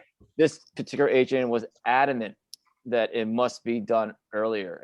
And she was like, it has to be done 30 days before settlement. And we had I think we had like a 45, something like that day settlement. Either way, to me, I couldn't understand her. She said it had to be done earlier than it. So wait, she wanted to change the 15 to 30? Is that what you said? Correct. That was what she requested. She was like, she was very adamant about it, saying that, you know, I don't know. It was one of those situations I feel that sometimes people make an issue to make themselves look good in front of their client. Yeah, I think, trust me, I've seen that many times. Yeah, I don't know why but 30 day, all right. I would say if you're so adamant, I say, okay, we'll lock it in. I don't know if you can lock it in within 30 days. That may be, that's a lot. I don't know. I mean, I wouldn't agree to that because I don't know. You may not be ready to lock in 30 days before settlement. Right. I mean, I'd advise a client that this isn't something that we needed to do, but he wanted the place, so we agreed to it. But I just couldn't fathom why she was so like adamant about it. I don't know. You know, I mean, don't is know. this something that's a factor? No, I've never heard it about. That's the first time I've ever heard that. I don't know why anybody be that adamant about 30 days. I don't know. But if she's that adamant, you know, I would call the lender and ask, hey, are we going to be to lock this in within 30 days before settlement? Because if the lender says, Trent, it's probably not going to be 30 days, it's probably maybe 20, 15, then you don't want to agree to something and that you can't do. Now you reach the contract. So I don't know why, but listen, that's why I love to talk to agents because people got different stories, but I don't know. I have no idea. Because that was definitely something that I've been just kind of like wanting to ask somebody. Everybody I've asked has always been, I'm perplexed. Okay. I have no idea. That's the first time I've ever heard that. Okay, I've never heard that again. Okay. I've never heard All it right. before. Probably never hear it again. All right, go back to the FHA box. Make sure on the bottom where it says a buyer has received a HUD notice for your protection, get a home inspection. You can get it on a zip form. Make sure if you're dealing with FHA VA buyer, give them that HUD notice for your protection, get a home inspection. On that form, there is no way for them to sign or date. Just make sure. I usually just have them sign and date the bottom because I like proof. I always want proof that I've given you something. So even though there's no signature line on that protect for your protection, get a home inspection, just have them sign on the bottom and date it. Always cover yourself. You now have proof that you presented that to them. All right, that's what I would do. All right, any other questions? All right, go to paragraph 9. That's not really much. Change in the buyer's financial status. Again, you need to tell the buyer, lender's probably telling the buyer that let's just read it. If a change in buyer's financial status affects the buyer's ability to purchase, buyer will promptly notify the seller and lender to whom the buyer submitted a mortgage application. A change in financial status includes, but not limited to, a loss or a change in employment, a failure or loss of sale of a buyer's home, buyer having incurred a new financial obligation like a new car, entry of a judgment against the buyer. Buyer understands that applying for and or incurring an additional financial obligation may affect the buyer's ability to purchase. I'm sure for newer agents, if you're working with a buyer, this is what I tell them. I say to a buyer, now that we're under contract, do not buy anything until after settlement. Here's what I say. Don't give your social security number to anybody, to no one until after settlement, because I don't want anyone running your credit. I don't want you making a major purchase. I've had in my career 2 buyers who would turn down because after the purchase, they went on and bought a house full of furniture from Raymore and Flanagan. Now their debt was too high, and so they could not afford this particular house. They had to get something cheaper. Another one bought a brand new $60,000 car with a car payment of $800. Tell your clients, do not buy anything once they go under contract. Whatever you need to buy it after settlement. All right. Paragraph 10, seller representations. I'm not gonna really go through this. If we're in Philadelphia, it's gonna be public water. The status of sewer in Philadelphia is gonna be public sewer. All right, out in the counties, it could be it could be different, but in Philadelphia, that's what we're dealing with. Let's go to page 6. Look at E, real estate seller disclosure law. All right, who can help the seller fill out the seller's disclosure? No. Should you help the seller fill out a seller's disclosure? No. What happens if you help a seller fill out a seller's disclosure? Liability. Liability. That's the only word I love to stay away from. You create liability. You don't want to ever help the seller with anything dealing with the seller's disclosure. If a seller asks, you say that you must answer. I can't help you with the seller's disclosure because the law says that you, the seller, must disclose what you know about this property, not what I know, what you know. Anything you know, you disclose. And if a seller asks you, should I disclose something? I always say yes. They say, well, I didn't even ask you the question yet. I said, don't matter. Because if you believe it's important, disclose it. There is never anyone, no one's ever been sued because they disclose too much. People have been sued because they disclose too little. So if you need to disclose something that you think is important, even though I don't think it's important and it shouldn't be disclosed, disclose it. I don't care. But my issue is don't disclose too little. If you need to disclose too much, we're okay. Make sure your seller fills out that seller's disclosure completely, honestly, accurate. Tell them that this form is probably the most important document you're going to sign in real estate because so much litigation arises out of a seller's disclosure because sometimes sellers do what on seller's disclosures? Sometimes they do what? Not tell the truth. They lie. They lie like a cheap rug. They lie. Tell sellers that they must complete it honestly, completely. And if they don't know the answer is unknown. They don't have to go and try to figure out the answer. If they don't know when they put in a new roof, they don't have to go call roofers and try to figure it out. Just say they believe it was between 2000, 2005. That's fine, as long as they tell the truth. Or they say, I don't know. I put a new roof, but I don't know. Just tell them, answer it honestly. They don't have to go around and seek information. If you help them, you create a liability for yourself, because if you gave them some information that was inaccurate, and the buyer relied on it, and then the buyer sued the seller's going to say, well, my agent told me that. My agent told me I had copper pipes. I didn't know I had galvanized or whatever. So don't help them with it at all. I tell my agents, wear gloves when you handle a seller's disclosure, because I don't even want your fingerprints on it. I don't want you anywhere near a seller's disclosure. Just make sure everything is filled out completely, but don't ever help a seller with a seller's disclosure. Let me ask you one question, and I see this a lot. I want an experienced agent to tell me this, because I hear it, and if your client is executor or an executrix or an administrator or administratrix of an estate, do they have to fill out a seller's disclosure? Somebody's been in business a while. I have them fill it out, because even if they don't know, you just say unknown. Okay, now, are they required, is what I'm asking. Are you required, let's say you're the executrix of your mother's estate, are you That's a no. required? That's a no. No. All right, that's a no. All right, I agree. There's Is there an exception? There is an exception. If you know of an item that needs to be disclosed, you have to disclose it, even though you don't have to fill out a disclosure. All right, there you go. Larry, thank you, Larry. Did you all hear that? Look at the do you all have the seller's disclosure? Do you have a copy of the seller's disclosure? Yes. All right, take a look at the very last page. I just have an old one here because I forgot.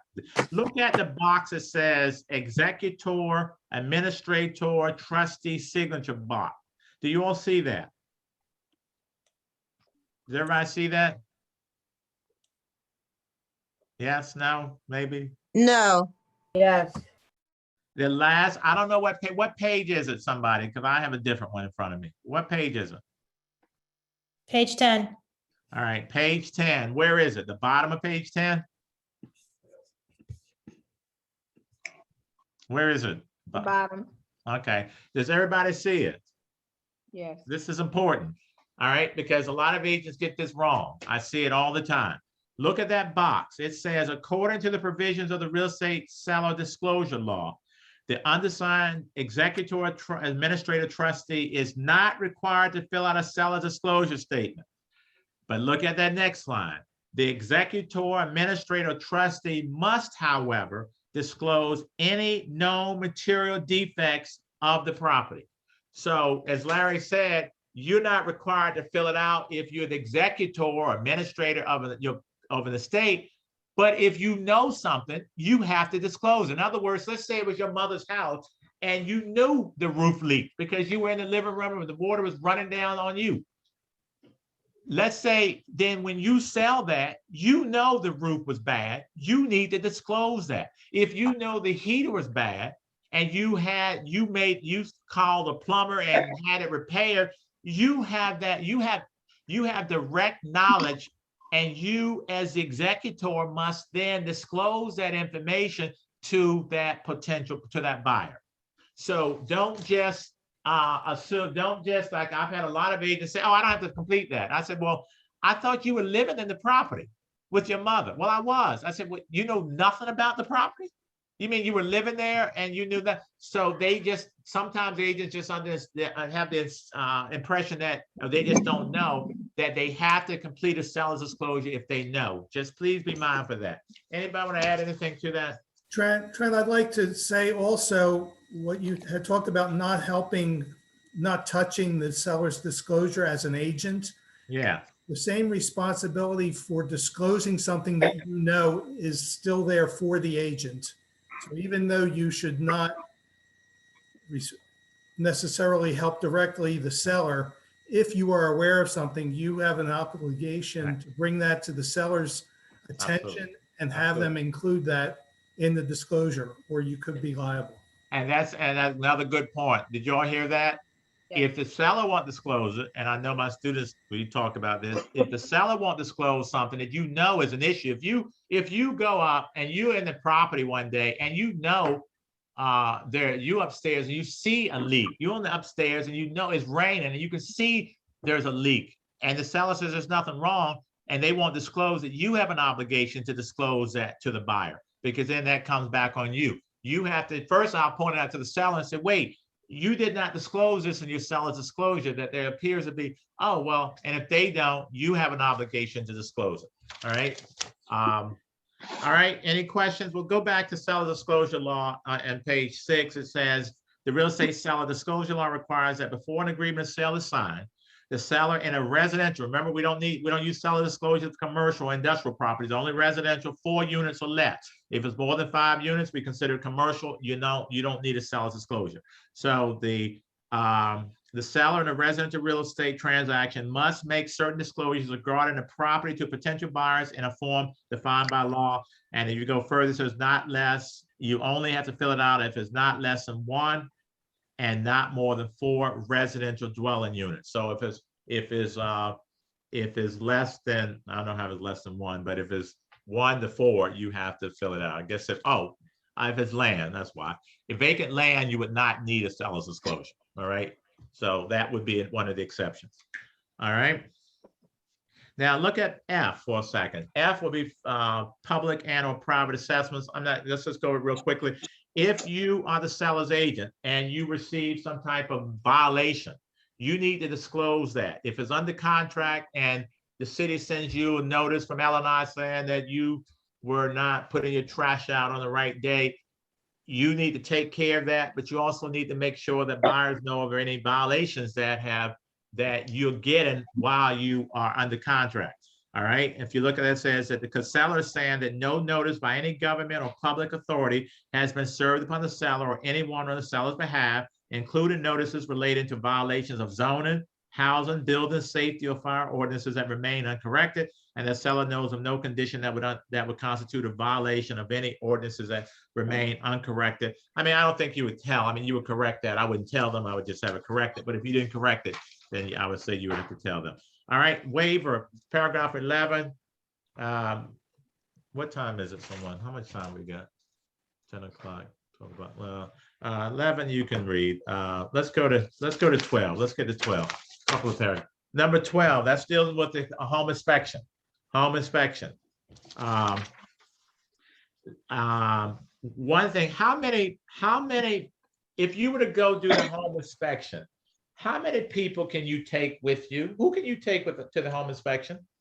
Can you take your whole family so they can see the house? Your grandmother and all your aunts and everybody? Although they want to know. The buyer, the inspector, and I think sometimes the agents go, but I'd rather the buyer and the inspector go on. Okay, can you bring your mother? Is she a buyer? Is she on the No, contract? she's not, no. Then no. Does everybody see that? Take a look at the paragraph 12A1, where it says, unless otherwise agreed, second line, only parties and their real estate licensees may attend an inspection. Only the parties in this contract and their agent can attend unless the seller gives you permission. The seller can deny anyone else from entering that house during the inspection if they're not a party to this contract. Because how many times have we had people at the inspection bring 16 people? But that's when they want everybody in their family and everybody on the block to see the house they're buying. This is not the time. You wait till after you buy it and you have a housewarming. Exactly. So the seller can say to you no. So you just need to know when you're dealing with your buyer that only the parties in this contract. So, and the agent, and now in the age of COVID, you wouldn't want a whole bunch of people there anyhow. But even pre-COVID, you couldn't, and post-COVID, you can. Just be mindful of that. All right.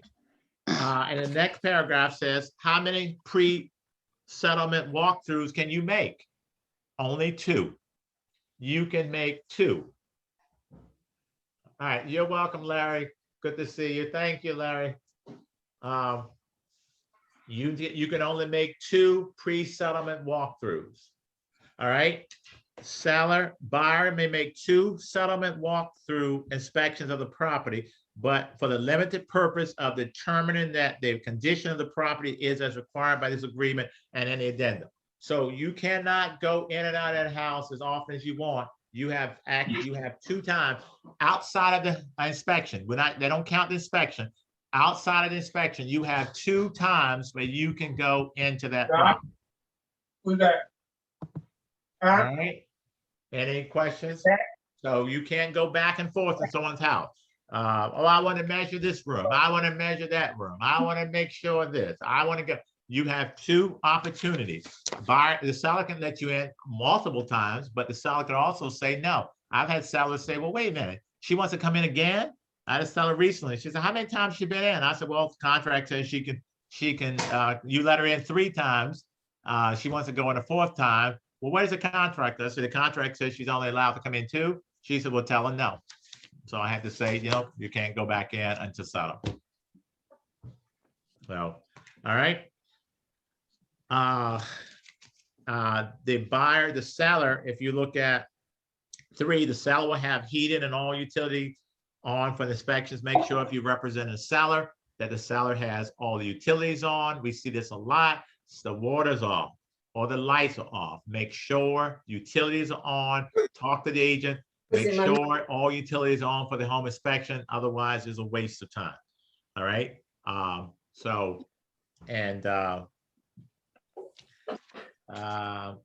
Paragraph 5, 12A5 says the seller has a right upon request to receive a free copy of any inspection report from the party for home was repaired. They're not talking about the home inspection report. Home inspection report is a little different because you, the agent, are mandated, you're obligated to send that to a seller. That is what you have to do.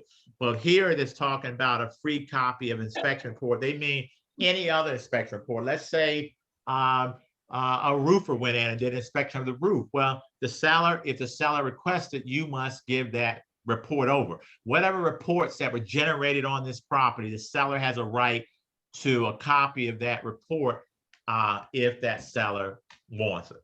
But a home inspection report, the seller does not have to ask. You are obligated, you are mandated to give a copy of any home inspection report to the seller. Okay.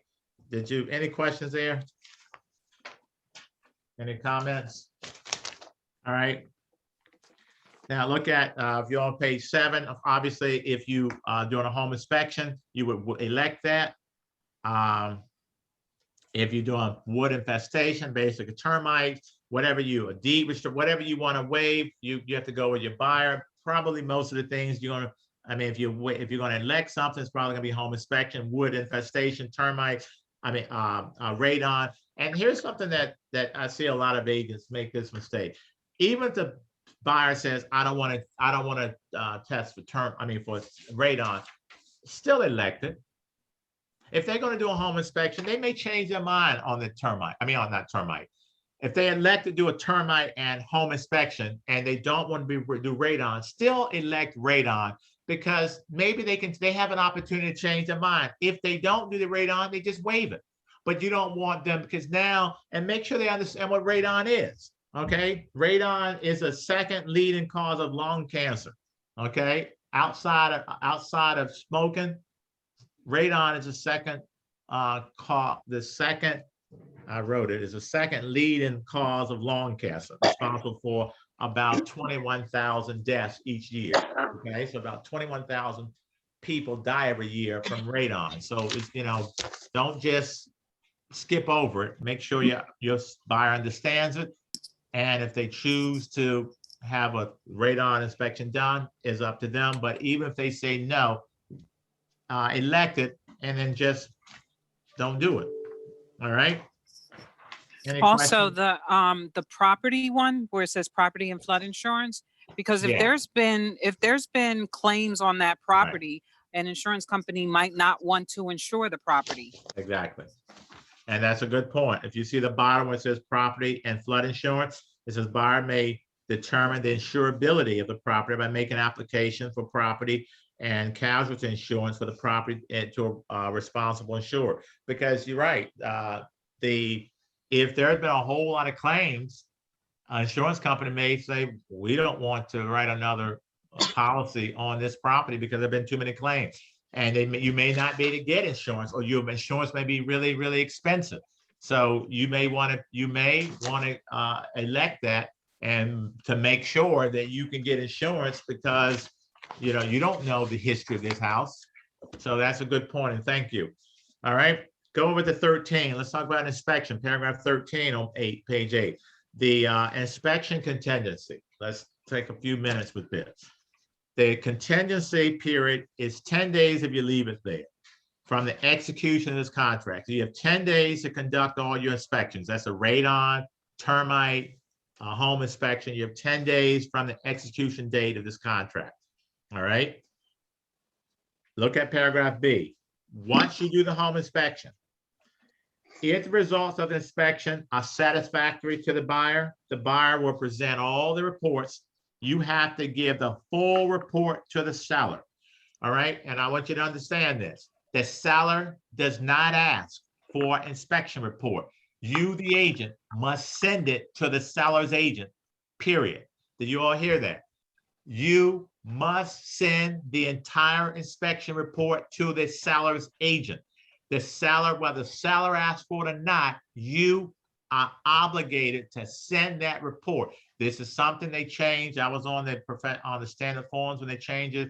I got to admit, I disagreed with this vehemently. I don't think a seller needs a home inspection report. If the deal's not going forward, I would have never submitted it, but this is what it says. You must give a copy of that home and don't ask the seller. And if the agent says don't send it, you ignore that agent and you send it anyhow. Whatever that agent does with it is his or her choice, but you need to have proof that you submitted it. All right. So let's go back. It says, so let's say you do the home inspection. It says, I'm on paragraph 13B1. It's satisfactory to the buyer. Now the buyer will present all reports in their entirety to the seller, and they accept the information. So I'm going to buy the house. I'm not asking for any repairs. I'm not asking for credit. I'm fine with the report. I'm fine with the property, but I still hear seller. I still have to give you the full inspection report. All right. 2, let's say you do the home inspection, but you're not happy with the results and you want to get out. You want to terminate it. If the result of any inspection elected unsatisfactory to the buyer will what? Present the entire report to the seller and then terminate the report, terminate the contract. So now you do a home inspection. You don't want the property, but you still have to give the report to the seller. All right. The third one, you do the home inspection, is unsatisfactory to the buyer. Buyer will what? Give the whole report to the seller, and then they will negotiate repairs. They'll submit a written corrective proposal listing corrections and/or credits desired by the buyer. Now you negotiate it. Hey, the roof was bad. I want a credit or I want a new roof. So now, but you still have to give the entire report to the seller. Any questions? Any comments? Am I losing y'all? No, Still here. writing I have a notes. question. I have a question. So are there paperwork that you have to submit, either agreeing to the inspection, terminating well, obviously, if you want to terminate the agreement, you have to submit a termination. But do you always, so if you're agreeing, is there paperwork, or do you just send the inspection? I would just send an email. Just an Hey, email. John, hey, Susan, here is a full inspection report. There you go. And we're good with it. My buyer's good with everything. Or my buyer's not good with it. Here's the home inspection to, report. What I would do, as soon as you get the home inspection report from the inspector, send a copy to the seller's agent right away. Hey, here is it, whether they're going forward or not. You have to give the seller a copy. I would just give it to them as soon as I get it. When I get it, I immediately send it over to the seller. seller's agent, because you have to give it to them. So Most sellers I- don't want. So I had can a you, question. Go on. so can you so- get the home inspection report and then don't even negotiate? Just say, you know what, I don't even want to buy this. Looking at this is. Hold on a second, messy. Kim, say that, wait, I can barely hear you. Say that again. So if I represent the buyer, right? Yeah. I send the report to the seller's agent and say, you know what, this report is a mess. It's not what I want to even work with. Can you just walk away without even negotiating? Well, you can walk away, but you have to terminate the contract. Yes, As you soon as terminate terminated. it. Yeah, you All just right, yeah, terminate you it can walk without. away, and let's talk about that in a minute. Someone else has something, and I want to talk about the termination. Who Yeah. else did- Hi, my name is Ariel. So I had Yeah, a question for you. I had a question. So let's say I receive the report. I do the reply with my clients, and we decide, and this is before we even, let's just pretend, before we even gave a deposit yet. And in order to, let's just say my clients decided to terminate the contract, and I send my clients the termination. Now, only the buyers need to sign that termination. Right, and I'm How glad. come the sellers don't sign the termination as well? They All right, only let's sign talk- the termination all right. and release Let's when talk there's about- a deposit. All right, Okay. let's talk about that. This is something you see all the time, okay? I'm glad you brought that up, Ariel. I was going to talk about it in a minute. Let's talk about it. This is important, y'all, because I would say 90% of agents make this mistake. Do you have the notice? Look in your documents. I ask them to put the notice of termination of agreement and sale in it. You have to get that. See, look for that document. Notice of termination of agreement and sale on the top, and the bottom says agreement sale release. Take a look at that. Let me know when you all have it, because that is an important, this is really important, because most agents do this, make this mistake.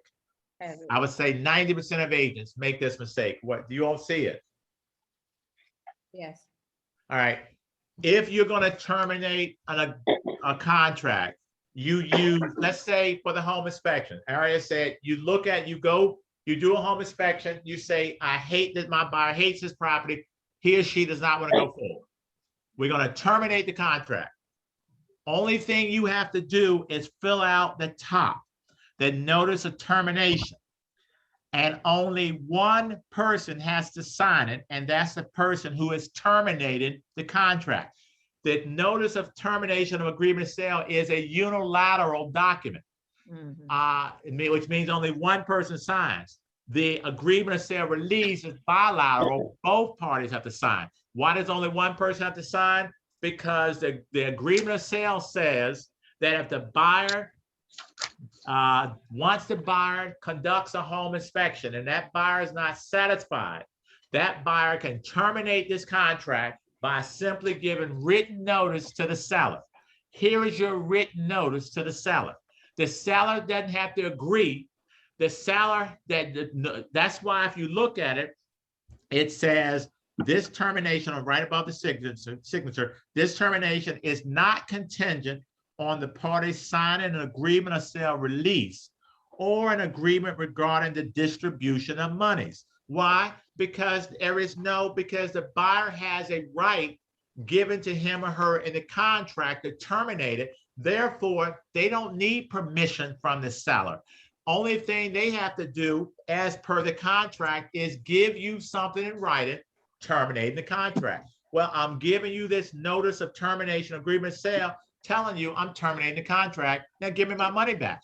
Because the seller can't say, well, I'm not giving you money back. No, you don't. That broker needs to return the money because this is not something that needs to be signed by both parties, only one. And let me give you another example. If it's on the seller side, because the seller has a right to terminate one too. What did we talk about earlier? What if you didn't get the mortgage commitment in to the seller by the date in the contract?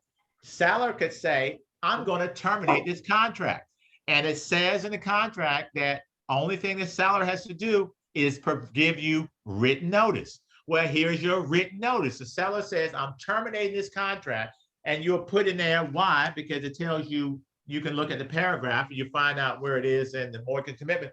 I'm terminating it because you don't have a mortgage commitment. You don't have to agree to it, but I do have to give you money back. no one has agreed to it because I can't keep your money because the contract says I can terminate it, but I have to return your earnest money deposit. Is that clear? I just have one other question to follow up with that. So if a deposit money is not in the picture, you can simply use the notice of termination. But my question is, if deposit money, even deposits received, you don't have to use the release. so when do you, at what point do you use the notice of termination and release? At what point Well, of the contract do you have you to mean use that?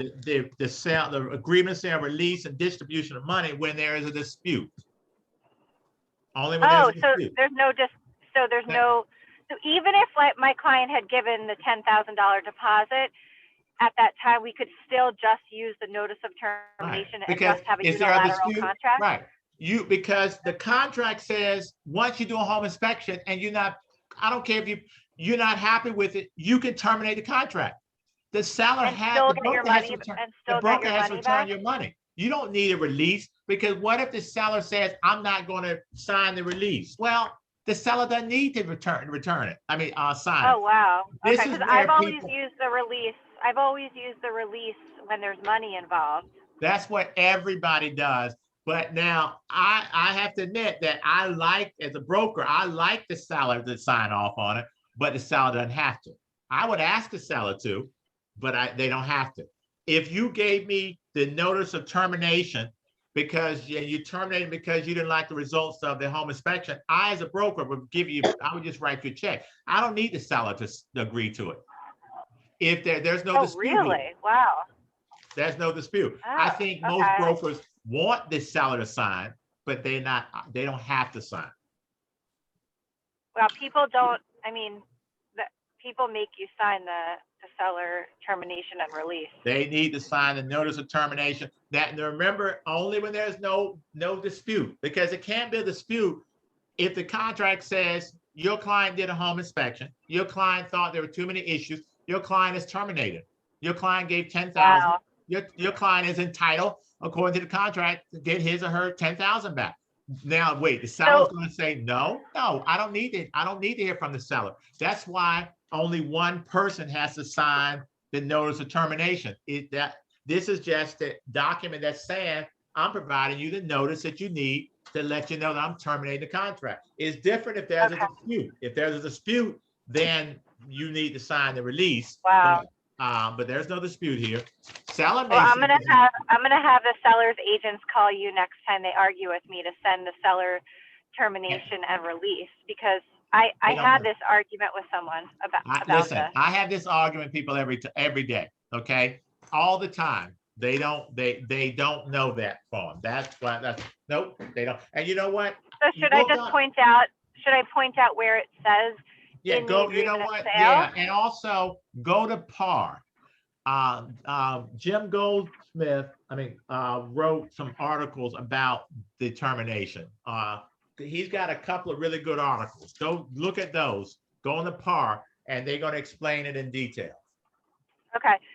I'm just driving. Will you just tell me the paragraph in the agreement of sale that states that you just need the termination and not the release? It's not in the contract. No, the contract just says all you have to do is give written notice. That's what the contract says.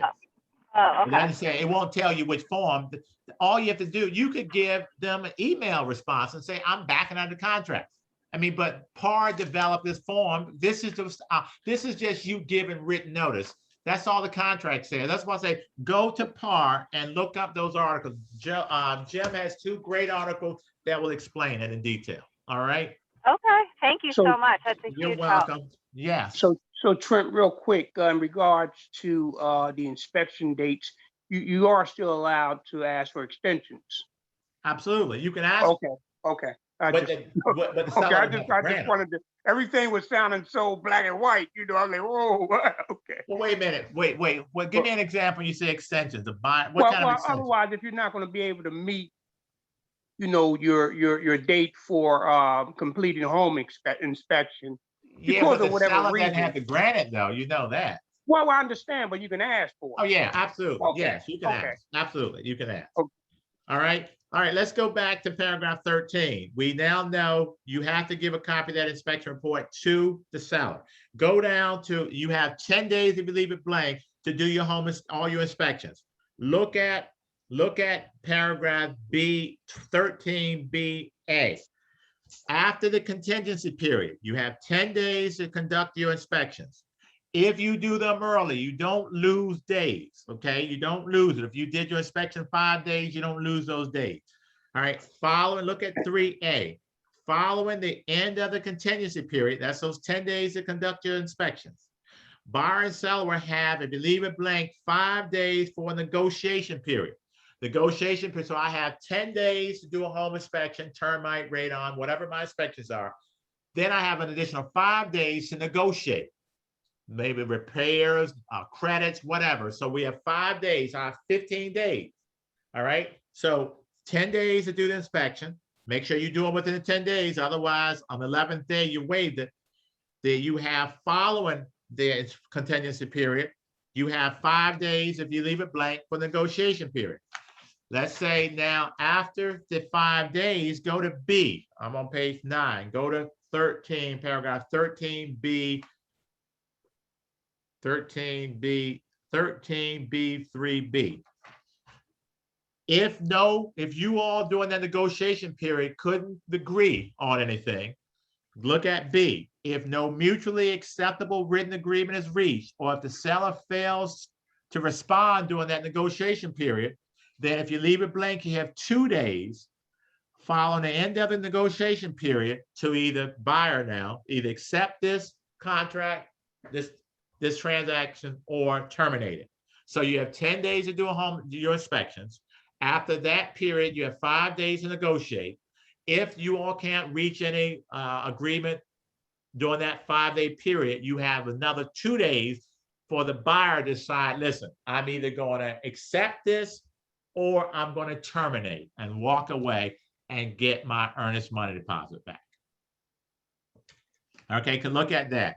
B1, you can accept if no mutually acceptable written agreement is reached after the negotiation period. 1 says you can accept the property, or 2 says you can terminate this agreement with all deposit monies returned to the buyer.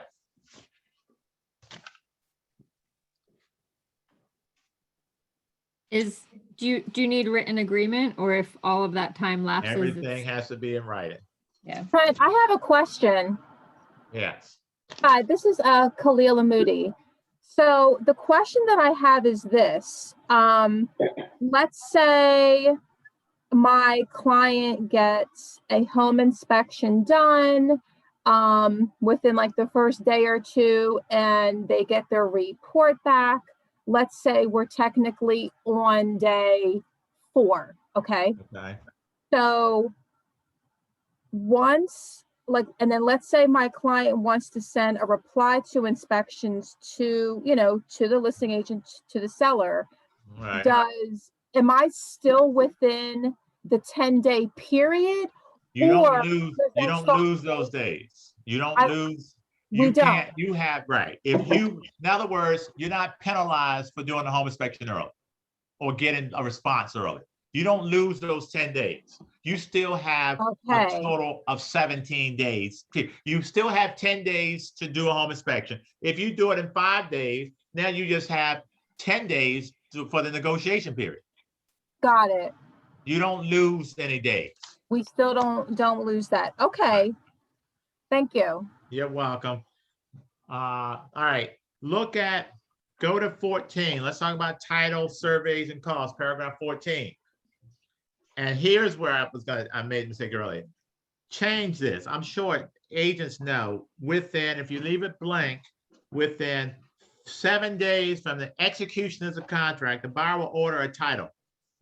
Who orders title within 7 days? How many of you do that? Probably no one. I've never ordered a title unless it was a cash transaction or as an as-is transaction. I've never ordered a title within 7 days, especially if a home inspection is involved. I would make sure that is changed. I would put 15 days, 20 days. You're not going to order a title within 7 days. I think it's ridiculous because after I do the home inspection, my buyer says, I don't want to go forward, and I've already ordered title. Why? I want to order title after I know we're going forward with the deal. That makes sense? Wholeheartedly, and I never noticed that. So thank you for pointing that out. You're welcome. So yeah, change that to 15, 20, whatever. 7 is a ridiculous number. All right, let's go down to C, where it says buyer will pay the following. Buyer will pay title search, title insurance, a cancellation fee. They pay number 2, flood insurance, fire insurance, house insurance. 3, appraisal fees. 4, Yeah, customary. I have a question. Yes. This is going back to the title and the title search. I mean, I've done both, and initially in my earlier years, I started off with waiting to order the title, but there are times when the title is just simply unmarketable. And I mean, just That's for me, true. my opinion, I want to find out right away. Okay.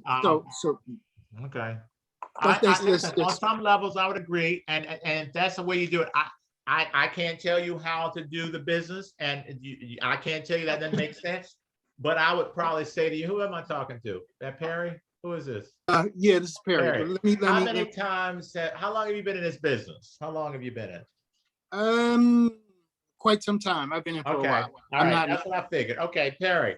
How many times in your career did you find an unmarketable title? If you, out of all your transactions, how many do you think were unmarketable, in your opinion? Like it's minimal, but Right. I also want to know what loans the seller has on the property.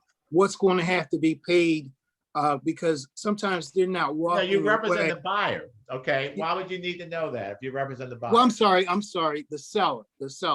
Let's say I'm the listing agent, and sometimes wait a minute. I kind of agree with you there. If I'm the seller's agent, I like to see a title ASAP, but I'm not going to order it. Now, I'll say this, Perry, there are times when I sit with a seller and they got a lot of debt, and I'm like, I don't know if there's going to be enough money. I'm ordering title first.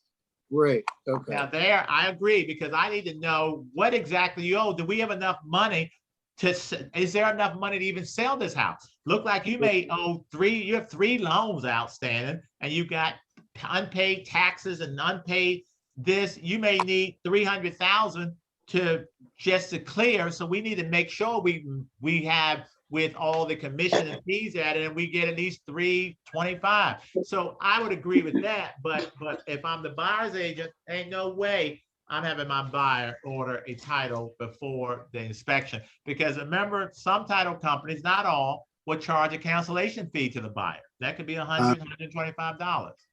Yeah, on the buyer side, yeah, I agree. It's going to be different. It's going to be a little different. Yeah. But all right. So let's go back down to, okay, it's back down to B, where the buyer will pay all these things. The title, the flood insurance, homeowners insurance, appraisal fees. 4 says the buyer's customer and closing costs, and then 5 is the survey. I want you to think of what I just said. I have a question. If the seller, let's go back to what Perry said. Let's just say the seller cannot deliver marketable title. The seller does not have enough, that we got title back and the seller owes 300,000, and we have an offer we have a sales contract with 280,000. Seller cannot sell this property. Is the buyer entitled to his or her money back from all the fees that he or she spent? They're entitled to their money back, plus they can get their expenses. Yeah, they believe they're entitled to that. Does everybody agree with Perry that if what the buyer put out, now that the seller can't sell the property, the buyer is entitled to get his or her money back? Would everybody agree with that? No. Yes. Who says no? Jonathan. Why do you say no, Jonathan? I don't have it in front, but I thought that there was, the buyer is responsible for the cost of what they choose to do. Right. That's if they do something wrong. What did the buyer do wrong here? Okay. So okay, let's take a look at this. And most agents don't know this. And I've had this, I want you to see this. You need to know this. Your buyer is entitled to be reimbursed from the seller if the seller can't deliver marketable title. Now go down to F. Honey bunny. No, G. Go down to G, 14G. If the seller is unable to give good and marketable title that is insurable by a reputable title insurance company at the regular rates, buyer may terminate this contract, this agreement, by written notice to the seller, And then see, there you go, Aurelio. That's all it says in there where it says buyer can terminate. That's all you need is this notice of termination. It says when you terminate, it's just saying about written notice. That's why this form is. You can terminate with all deposit monies returned to the buyer. And look at the next slide. Upon termination, seller will reimburse buyer for any cost specified in 14C. That's why I went through 14C1, title insurance. 14C2, 2 is homeowners insurance. 14C3, appraisal fee. 14D, that's a survey. So any cost that the buyer put out that had to do with this house, that buyer should send an invoice, a detailed invoice to the seller and ask the seller to reimburse him or her for those costs. And I've done that quite a few times. And it's usually, you think about an appraisal could be $600-700. Home inspection could be $600-700 with termite and appraisal. And maybe there are some other fees that they incur. So maybe you may be talking about $1,500 that the buyer put out. Well, now the seller needs to reimburse that buyer. Yeah, Most wow. agents don't know this is in here. Yeah. So if the seller can't deliver marketable title, the seller needs to reimburse the buyer for the costs that buyer incurred. Because the seller is also still getting the knowledge from that cost that they incurred. Well, that's true. That's true. All right. Any other questions or comments? Yeah, this is Cecilia. So I guess like I just want to circle back to your idea with like not ordering title insurance. Yeah. Like with what we just talked about, like wouldn't ordering title insurance and having like proof that we don't have a marketable title sort of justify any request for reimbursement? No, well, let me I'll say say this. like I have like 3 deals right now with like title issues that have been taking like 3 months because utilities are lienable in the city and they've been turned off. Right. Luckily, like costs haven't been put out, so it's just time. But I always like sort of having that evidence where we can go back and say, listen, this is your fault because we owe $8,000 in water bills from 1997. But all right, let me just say this. Couple of things. One, I think in my career I've been involved as a broker, as a manager, as my own deals, and I put it at over 1,000 transactions I've been involved in. I would honestly say if there was 1,000, maybe 5 times I had issues where we couldn't close because of the seller, because it wasn't marketable. So I don't think is, and I think Perry says minimal. So, but keep in mind, if you represent the buyer and you order title up front and the buyer chooses not to go forward with the deal, depending upon the title company may charge the buyer $100, $150 to cancel it.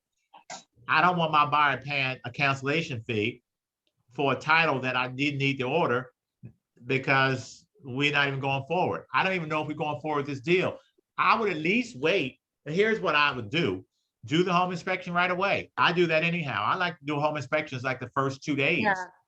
Do a home inspection right away. You know whether you're going forward, then go on the order title. But don't wait to 10 days to do a home inspection. If I'm negotiating a deal right now, today is Friday. If I'm negotiating a deal and I think we're gonna have it, I'm already scheduling a home inspection for tomorrow or Sunday. I would say to the buyer, listen, we're gonna probably get this. We're getting close. I want you to call the home inspection company today and schedule a home inspection. So I'm not going to wait around. I don't want to get to 10 days. I generally want this stuff done in the first few days. So that, but I would not, just think about if you represent the buyer and the title company is going to charge the buyer money. I don't know if that's really fair for a buyer to have to pay a cancellation fee. I mean, if that case, I would probably pay it for my buyer. I wouldn't make my buyer pay it. Does that kind of answer your question? Or that? I think just different. It's like different. It was good information. No, yeah. So I was more discussing like cash as is sales, like dealing well, with cash tariff as stuff is, in you the would close. You would city, order. like order the getting same title day. back and having like craziness. I once had a listing where like, Let me hold on, say something. Cash as is, you order the first day, because there is they're going forward. Yeah, you don't have to, there's no home inspection. I would order, if it's cash, I'm ordering as soon as I do the contract, I'm ordering the title. Because there's no inspection. They can't back out if it's cash as is. They're moving forward. If they back out, they lose their earnest money deposit. But go on, I'm sorry. Go on and finish what you were saying. yeah, that's pretty much it. Like if you order a title search and get hit with like a cancellation fee because we get a title back that has stuff that like can't be cleared in a reasonable time, like with the sheriff's department or in the city, could you request that money back from the seller? That's not a cancellation. That's different. A cancellation is when you choose not to go forward, but you've already ordered the title. If the seller can't give you marketable title, that's not your fault. That's the seller's fault. And the seller, even if the buyer paid it, the buyer is entitled to be reimbursed. When we say cancellation fee, the title company may charge the buyer a cancellation fee if they order title the first day. They go and do a home inspection, say, I don't want the property, and call and say, cancel the title. Then the title company may say, okay, here's your bill for $125. That's different from them or you ordering title and you can't buy it. That's not your fault. Just keep in mind, you're not charged if the buyer didn't do anything wrong. The seller did something wrong in that case. So who's going to have to pay it? The seller's going to, the title company's not going to charge you a cancellation fee because you didn't cancel it. The seller can't deliver marketable title. Okay. That's different from a cancellation. Thank you. All right? That's what I thought. All right. Let's go back to, so we know, okay, we know you have to reimburse. All right, let's go to 15. You can read, that's about notice of assessments. 15B, just take a look at 15B. Now, this says if required by law, remember city certs are required by law. If required by law, this says within 30 days from the execution date of this agreement, but in no case later than 15 days prior to settlement, seller will order at seller's expense a certification from the appropriate municipal department disclosing notice of any uncorrected violation of such Illinois city cert, violation of zoning, housing, building safety, or fire ordinances. So within 30 days after the execution date or 15 days prior to settlement, you need to order the city cert if it's in Philadelphia. All right. Condo, page number 16. If you sell condos, anybody here sell condos? I hear a lot of background noise, but all right, condos. If you sell condos, and I've sold many in my days, I want you to just remember, look at 16A. You would check that if it's a condo, seller has to furnish buyer with a certificate of resale and copies of all the condo docs, the bylaws and the rules and regulations of the association. Keep in mind this: if you have an agent who's got a condo and just got this just happened yesterday. If you have a condominium, and well, let me just go to B. I'd like to say, I'll just read it to you. Look at B. If this is not B, I want C. Within 15 days from the execution date of the agreement sale at seller's expense, will request from the association a certificate of resale and all documents necessary to enable seller to comply with the act. And look at 3. That's the name one, 3C3. The act provides that buyers, this is the key, y'all. If you're dealing with condos, you got to know this. The act provides that the buyer may declare this agreement void at any time before buyer receives the association documents and for 5 days after receipt or until settlement, whichever occurs first.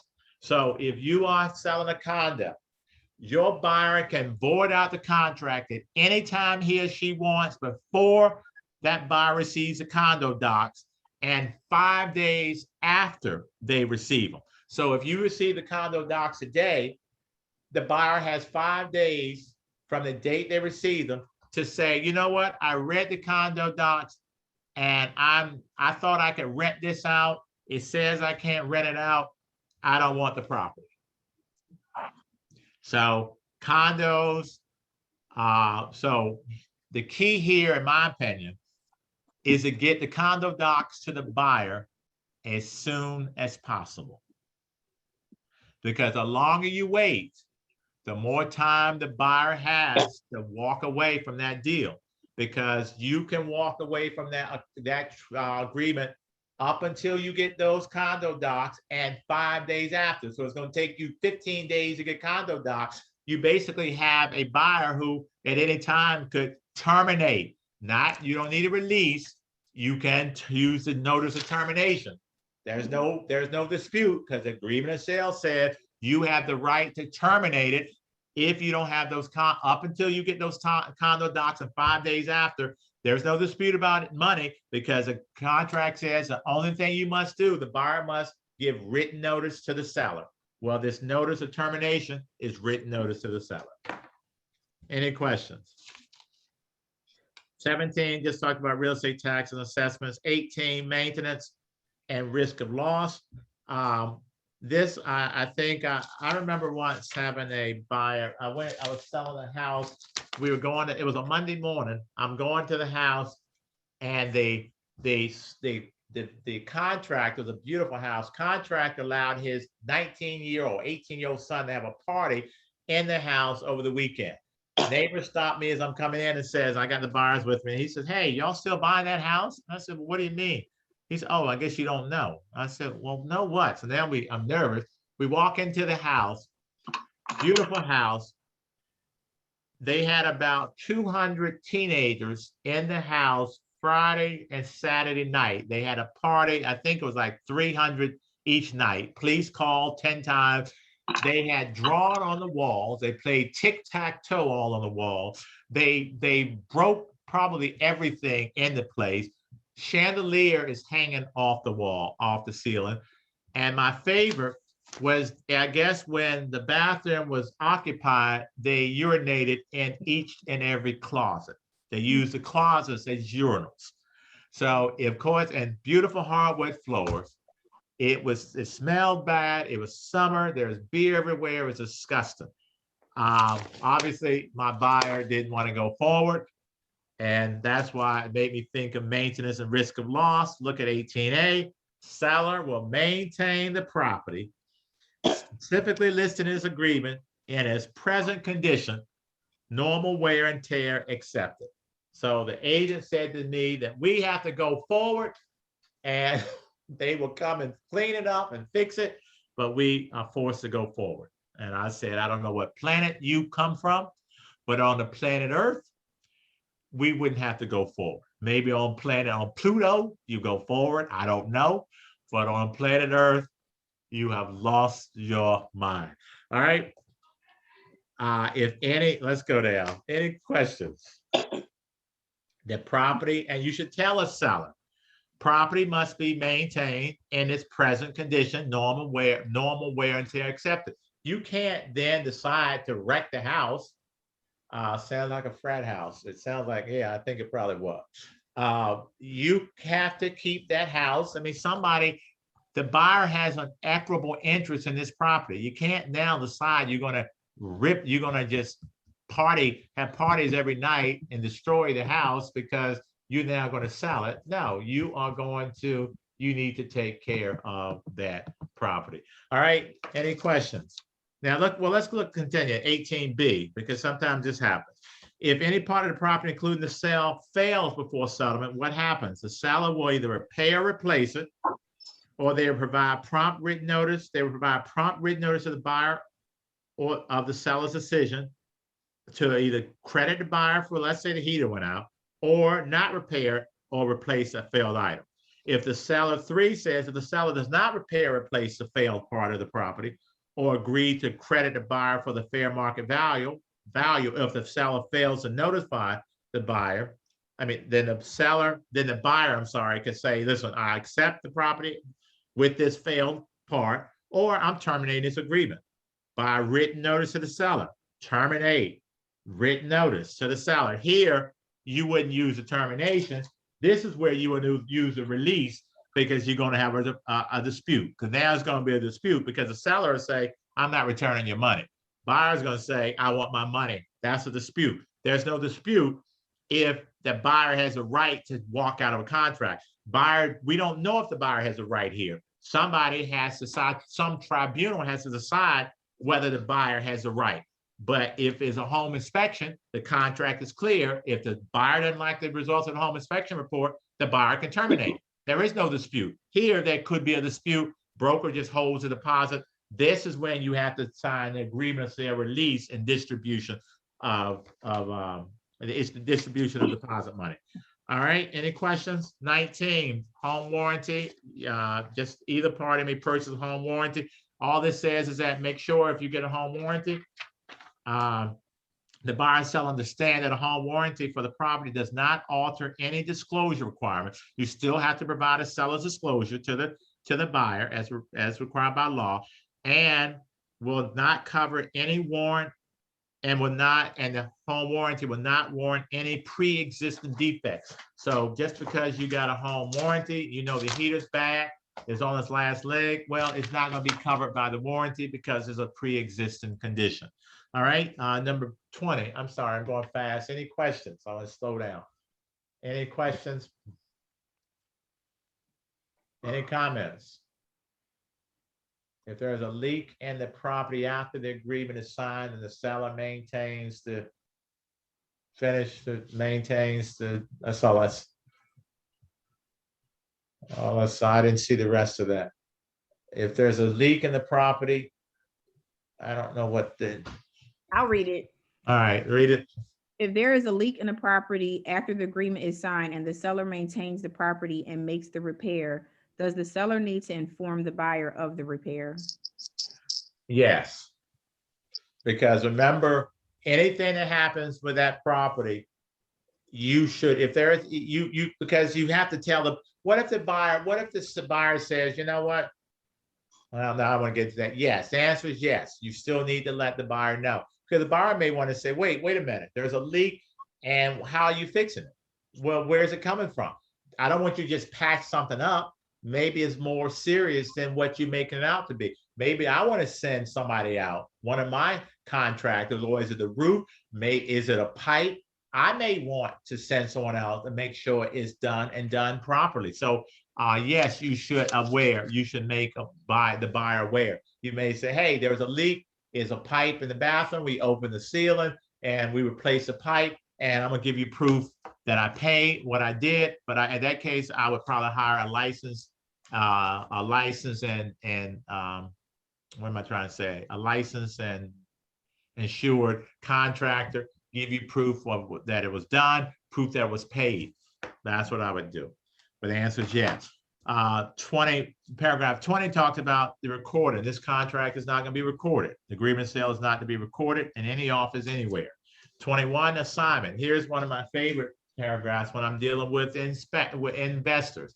How many of you have gotten contracts from ABC Investment Group, and then a settlement is BCD Investment Group? And I'm like, who in the heck is it? Oh, we assigned it. Well, I didn't give you permission to assign it. And so you have to get permission from, it says here, buyer will not transfer or sign this agreement without the written consent of the seller. If you're dealing with investors, oftentimes they will, especially wholesalers, they will transfer or sign this contract. And I always tell them, no, we're not giving you permission. I talk to my seller, and trust me, I convince my seller that you're not to do it, but you're not going to, you have to get permission from the buyer from the seller before you can transfer this or sign this contract. Because I don't know if the new buyer is qualified, if they have the money.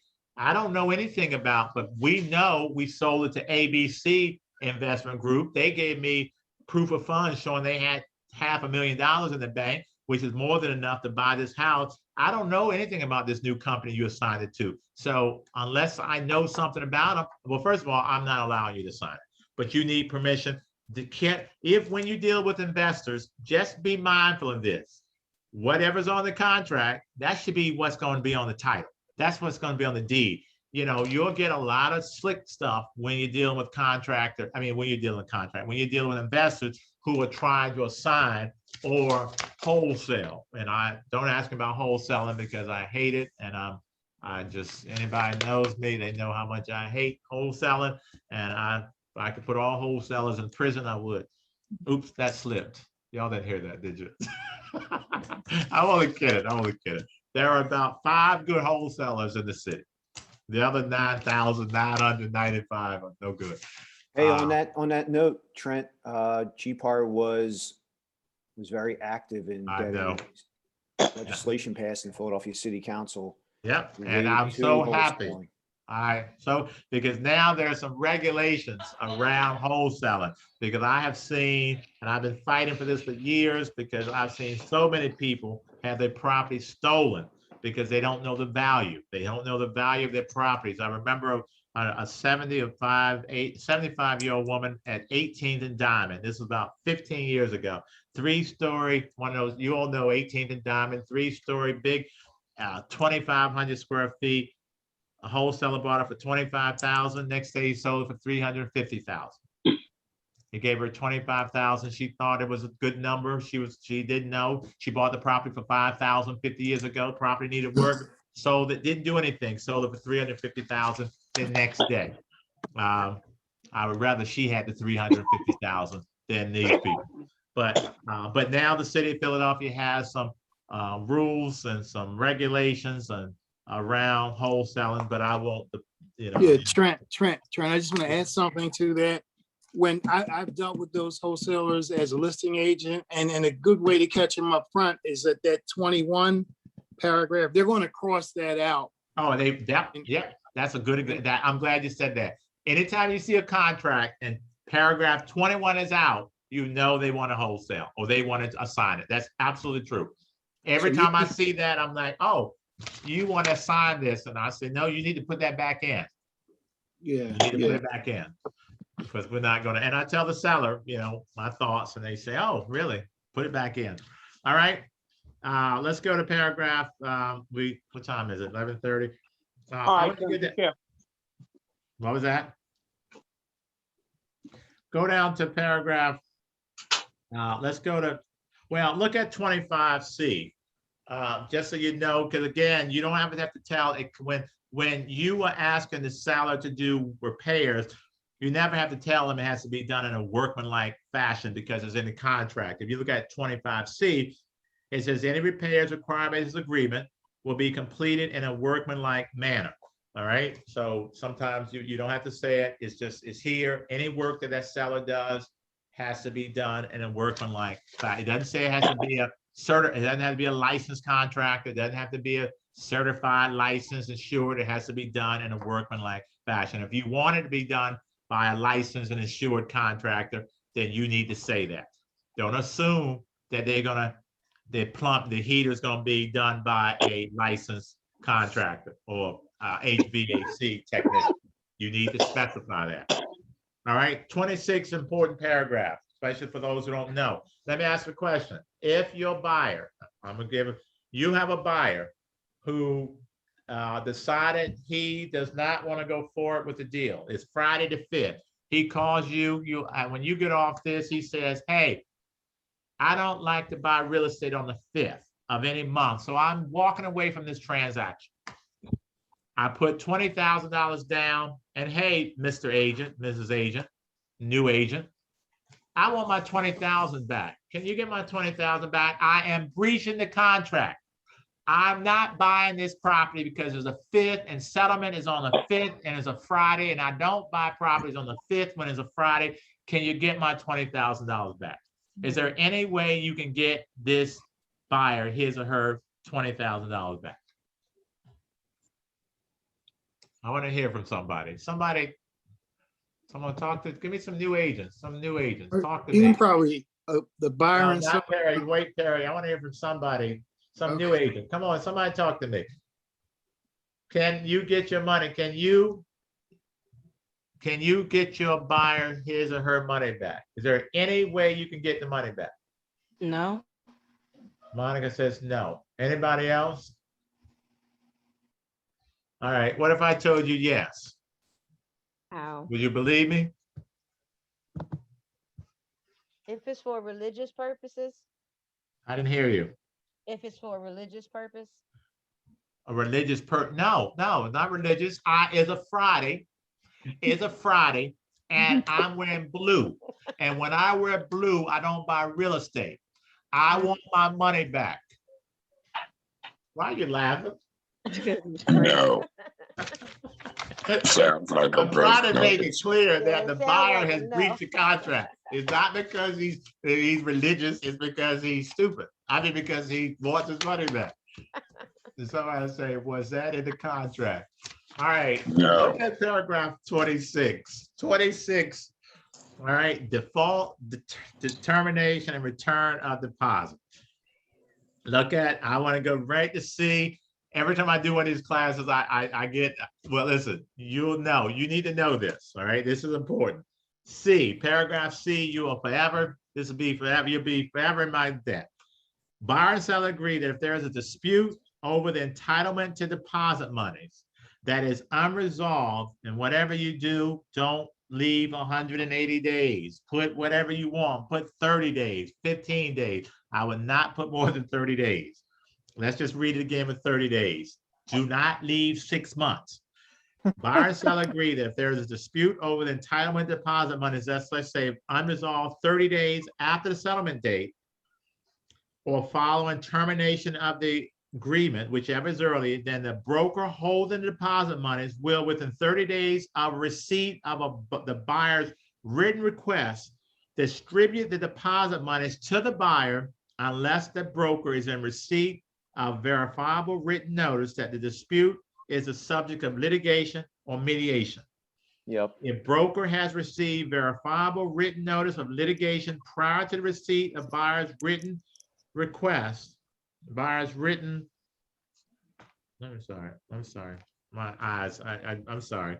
Let me try it again. If the broker has received verifiable written notice of litigation prior to the receipt of the buyer's request for distribution, broker will continue to hold the deposit money until receipt of a written distribution agreement between the buyer and the seller or a final court order. In other words, if you, let's use my example. This buyer is clearly in default.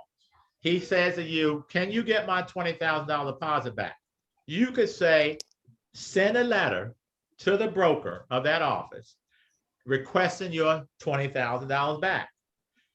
As long as the seller has not initiated litigation or mediation, that broker within 30 days of receiving that request from the buyer must turn over your deposit. So even though you have clearly breached the contract, that broker must turn over your money, turn that money back to you. Because now if the seller says, I'm going to keep this money, you need to say, if that's your client, you need to file mediation, call GPAR, and you better file something, or you can't go to court because this contract says we have to go to mediation first. Now, once I approve that my client, the seller, has initiated mediation, then I get to hold it and I have to wait till someone tells me what to do with it. But if that seller has not initiated mediation or litigation, then the broker within 30 days must return that money.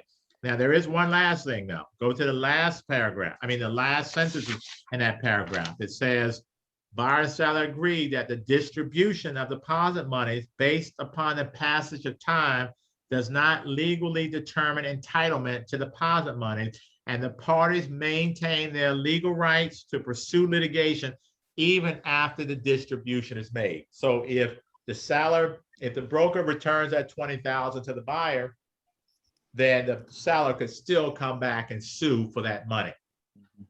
Then I'll tell you this, if we're talking about $1,000, $2,000 deposit, seller's not going to sue. It wouldn't be worth it. But you'll just know that even if your buyer has defaulted under the terms of this contract, that buyer still can get his or her money back if that seller has not initiated litigation or mediation.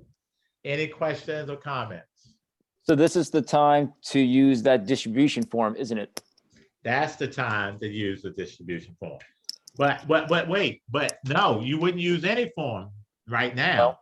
Right now, the broker, if I got a letter right now from a buyer, if I'm the broker for the seller, and it said, please return my money, and the seller believes that he's entitled to it because he thinks that buyer defaulted, I would have to return over the money if that seller has not initiated litigation or mediation.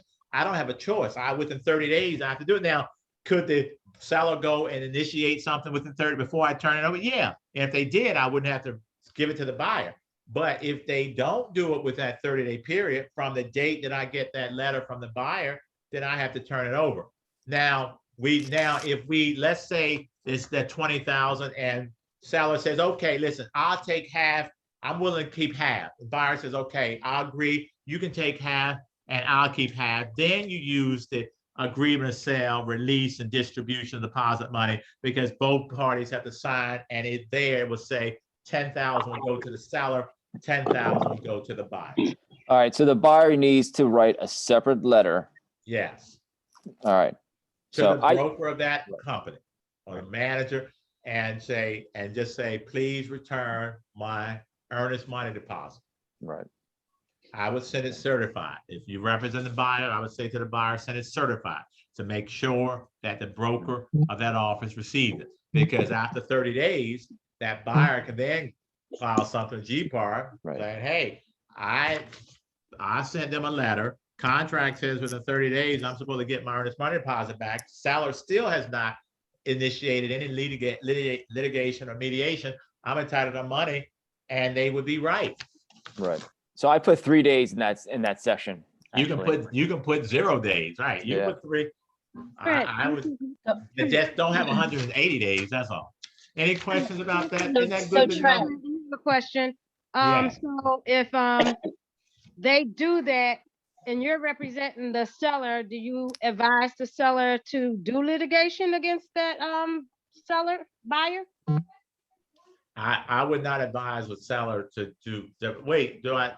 I don't advise. Let me say this. I never advise the seller what to do. I give them the options and I let them make the choice. I would never tell a buyer or seller what they should do. I say, let's talk about, these are the options. This is what you can do. I will never, ever. And that's something that agents you'll learn. Because if I tell you what to do, then what do? If it turns out not to be the best decision, you come back and say, well, my agent told me, you gave me bad advice. But you would give them the information. I give them all the options. And I say to them, what do you think? Even if I have an agreement, let's say I have 3 agreements of sale. They all close in price, but they're all a little different. I'm going to go over each one. I'm going to go with what I think are the pros and cons of each one. But I'm not going to say you should take this one, because I've had buyers sellers take properties, agreements that were lower in price because they liked the couple. They thought it was a young couple, and they saw themselves. They had a newborn baby, and they like, oh, when my husband and I moved in here, and we raised all our children, and I can see that young couple will look, so I'm willing to give them lower. I mean, so I can't tell you what to do. I tell you what the pros and cons, and let's go over each transaction. Let's go over each agreement. And now, which one do you think is best? What works for you? I never say to you, I think I would take this one. If I were you, I would take this one. No, because let's say if it doesn't work out, then you come back and say, well, you told me, Trent, to take that one, and I really wanted to take the other one. I think it's just a good practice to get in your head. Don't tell. I lead them and let them make the decision, but don't make decisions for them. I never make a decision for a buyer or seller. What do you think of this house? I'm gonna tell you exactly what I think of this house. But what's more important? What do you think of it? Yeah, I wouldn't live here if I had to tell you the truth. I hate the neighborhood. Trent. Okay? I think of the. I was going to ask you. I'm sure you have clients that say, "What would you do?" And they do ask what I do. I said, but you know what I would do? I would do whatever you would do. Yeah. What, Trent, if I may, what people want to keep in mind is we're not lawyers. Yeah. You don't want to get into the habit of giving advice, especially legal advice on what a client should do. You want to give your clients options and let them decide what they think is best for them. And I can say this as a member of the grievance committee and as a director on the board of directors, we don't want to get into giving people legal advice. Absolutely. Give them their options.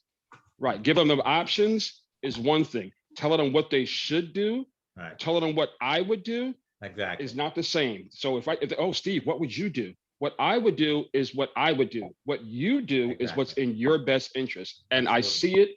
I'm telling you, I'm on the grievance committee. I see it. And I'm like, these people are giving legal advice. We cannot, as agents, give out legal advice unless we are lawyers. And that's well put, Stephen. I couldn't say it better. I served on grievance for many years. I served on professional standards. I agree with you that that's why. And one of the things that for all of you all, I think is a great thing to serve on grievance like Stephen or professional standards, because you get to see those cases. And the nice thing about serving all these years on these different committees is that I won't do the stuff that I'm listening to other agents that have done. I learn a lot because I'm like, my God, I make sure I don't do that, or I would never do. So you learn a lot, but I think that the point is, and Stephen's 100% right. Yeah, let me give you an example. I remember one woman, a young woman, she had 2 young children. She was probably 25, 2 young children. And she went to a house. Now, she was coming from a housing development where there were 12 people living in a 2-bedroom house. Okay. She worked, I don't know where she worked. She didn't make a lot of money, but she was able to qualify for $65,000. This was probably 18 years ago. And she went and looked at this rehab house. And I don't even know where it was. But the agent who showed it to her said to her, "This is a dump. This neighborhood is horrible. I wouldn't put a dead rat in this house." And that's a quote. So the young woman wanted the house.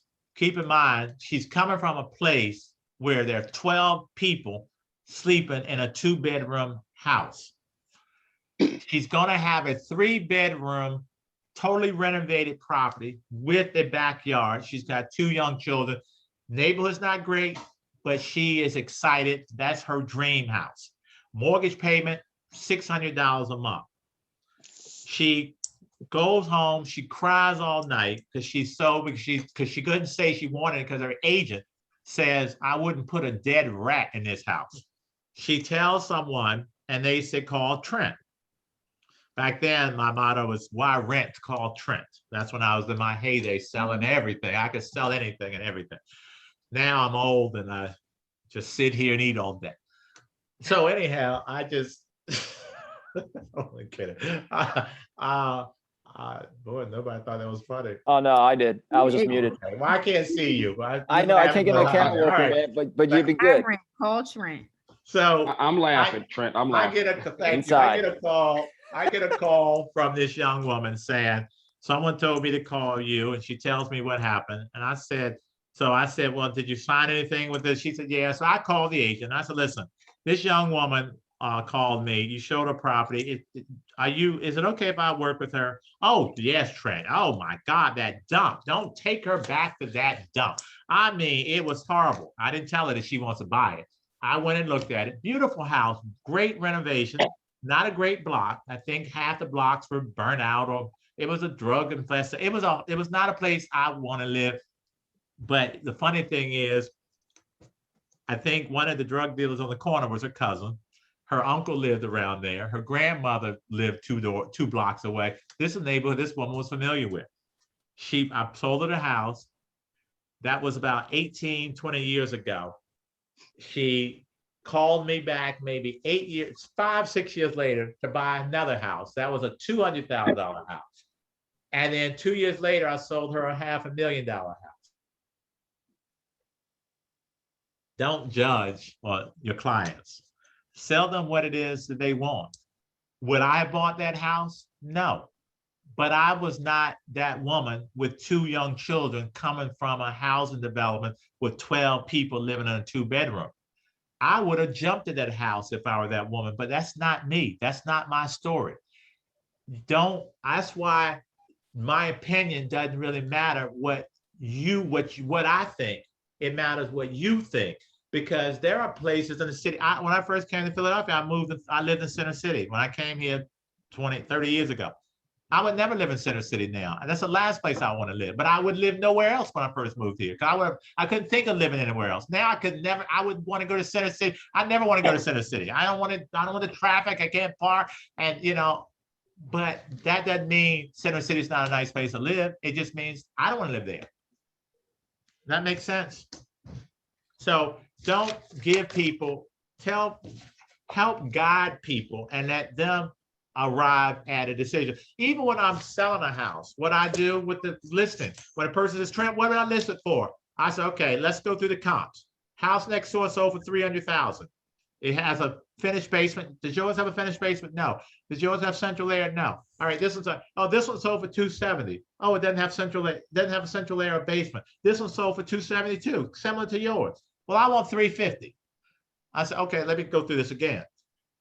The house next door that sold for $300 has a finished basement, a newer kitchen, central air. When's is your kitchen? My kitchen's new. I said, yeah, but it was new in 1978. This one was new in 2019. Now, based on what I'm showing you, what do you think your property's worth? Well, I think it's worth. I said, no. Now I said, wait a minute, but you can't lie. I always tell them, now you can't lie. If you were buying a house, if your daughter or your son were to buy one of these houses, how much would you tell them to pay? $270,000. I said, oh, there you go. Let's list it for $270,000. They came up with the price because based on what I've shown them, they know the value of that house. They'll come up with these crazy numbers. Sometimes I ask clients, well, where did you get that number? Did you dream it up? Did you pick it out of the raffle? Where did you get it? It has to have some semblance of, you have to be able to tell me where that number comes from. And I'm talking a lot, and Matt's looking at me thinking, Trent, shut up. All right, Matt, I'm moving on. I have a question. Just go on, Matt, I'm sorry. I'm moving on. Wasn't the look, Trent, that wasn't the shut up look. How do you serve on the grievance? We called GPAR and talked to Cheryl Adam. Cheryl I can answer that, Trent. Okay. So we put out a solicitation back in the fall for members to throw their hat in the ring for the various committees that we have. So the window for that has already closed, and there is a process that's involved with being involved with those particular committees that fall under professional standards, big umbrella, of which Stephen is on one of those committees, the grievance committee. And all of the folks that participate under the professional standards, big umbrella, have to go through a state-run training program every single year. So there's a little bit of a process to get people into the queue, to do the training and all that stuff like that. So it's not hard or arduous or anything along those lines, but we were taking all those names back in the fall time. So when we get to like the end of the summer, Labor Day-ish, keep your eye out for an inbox message from us when we're putting out that solicitation for our different committees. Matt, quick question. There is a pro standards, obviously our pro standards training is coming up. There's one on March 14th or something like that. Can people participate in the pro standards training before they apply to the grievance committee? I think the answer is no. I don't want to go ahead and say something that Cheryl's going to be upset at me for saying the wrong thing. So I'm going to defer. You know what, Stephen, I don't know the answer to that. I don't want to go ahead and give bad info. And also, Matt, too, let me ask you this. But how would you be invited if you weren't on any? Don't you get invited because you were like a board member or on pro stands or grievance? So that's how you get invited. No, we put out a general solicitation back in the fall. So anybody could. Oh, I didn't realize. Okay. Anybody can throw their hat in the ring. They yes. can. Okay, I see. But remember, you can't. grievance, you have to serve on grievance before you can serve on the other ones. Yeah, grievance for 3 years before you could do pro standards. So you get your feet wet, you kind of see how things go. As Stephen was just saying, your eyes get open to a lot of stuff about bad practices, and that helps you out Absolutely. down the road. Can I ask a question? And I ask it. Hold on. So I want to finish this. Let's finish this, and we'll get back to that because I just got a few more things. No, but it's about the agreement of sale. Oh, It's not okay, about okay. anything else. All Because right, I ask go it on. every time and I never get a straight answer. I work with a lot of Spanish speaking clients who Yes. don't speak English. And our documents, the only one that is in Spanish is the consumer notice.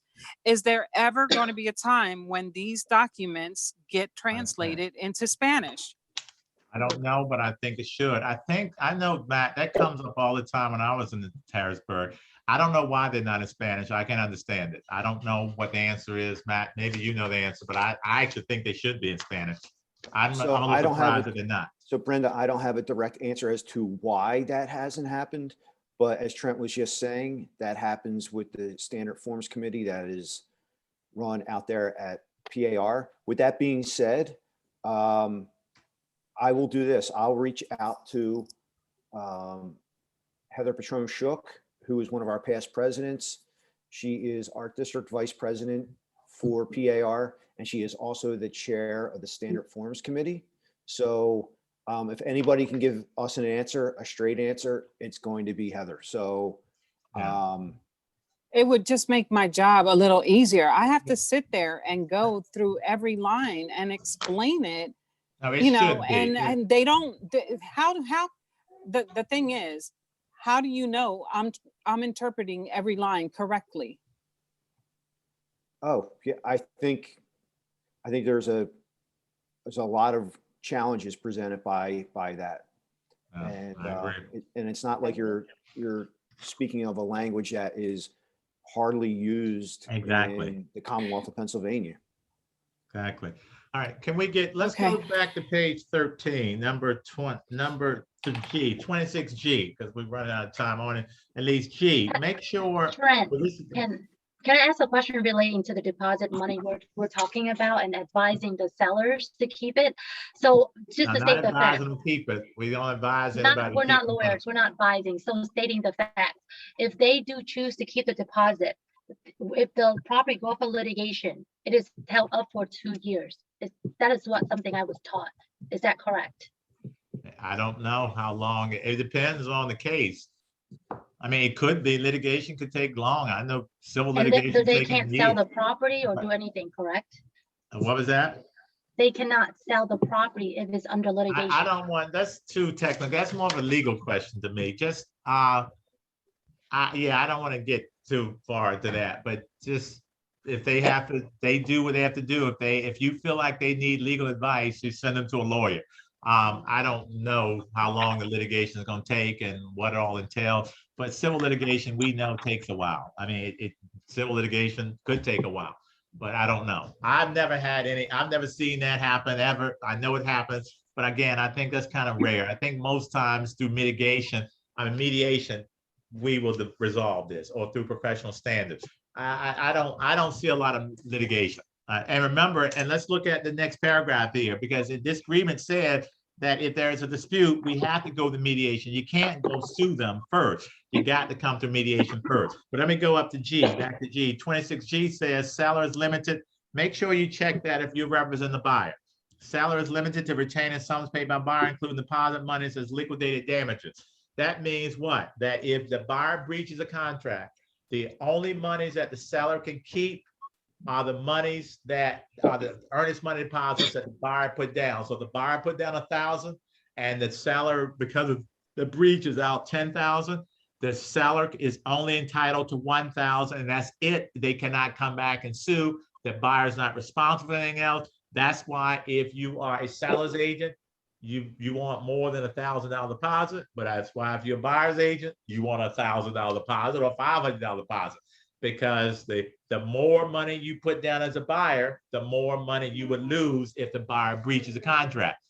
If there's only $1,000 deposit and the buyer breaches, the seller can only get 1,000 if this box is checked. If this box is not checked and the buyer breaches the contract and the seller's out $10,000, then the seller, I'm sorry, could sue the buyer for 10,000. So if you represent the buyer, you want to make sure you check this, because now it's limited. And this says that the seller is limited to retaining the sums paid by the buyer, including the deposit money, as liquidated damages. That was it. Those are the total damages. You cannot come after them for anything else. That's it.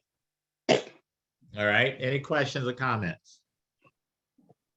And if you see H, it says, if the seller retains all sums paid by the buyer, including deposit monies as liquidated damages, buyer and seller are released from further liability or obligation, and this agreement is void.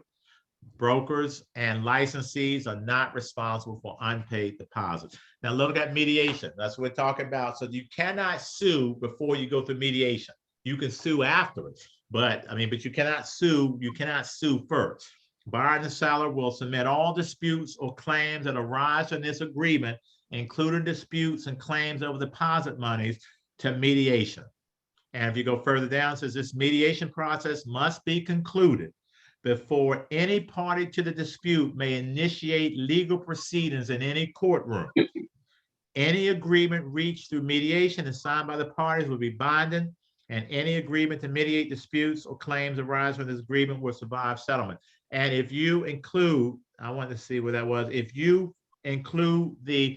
sue the broker or sue the licensee, then the person who is suing them would be responsible for the broker or that licensee's attorney's fees, because this says that you cannot sue them. And I just want to see where that says that. Go down to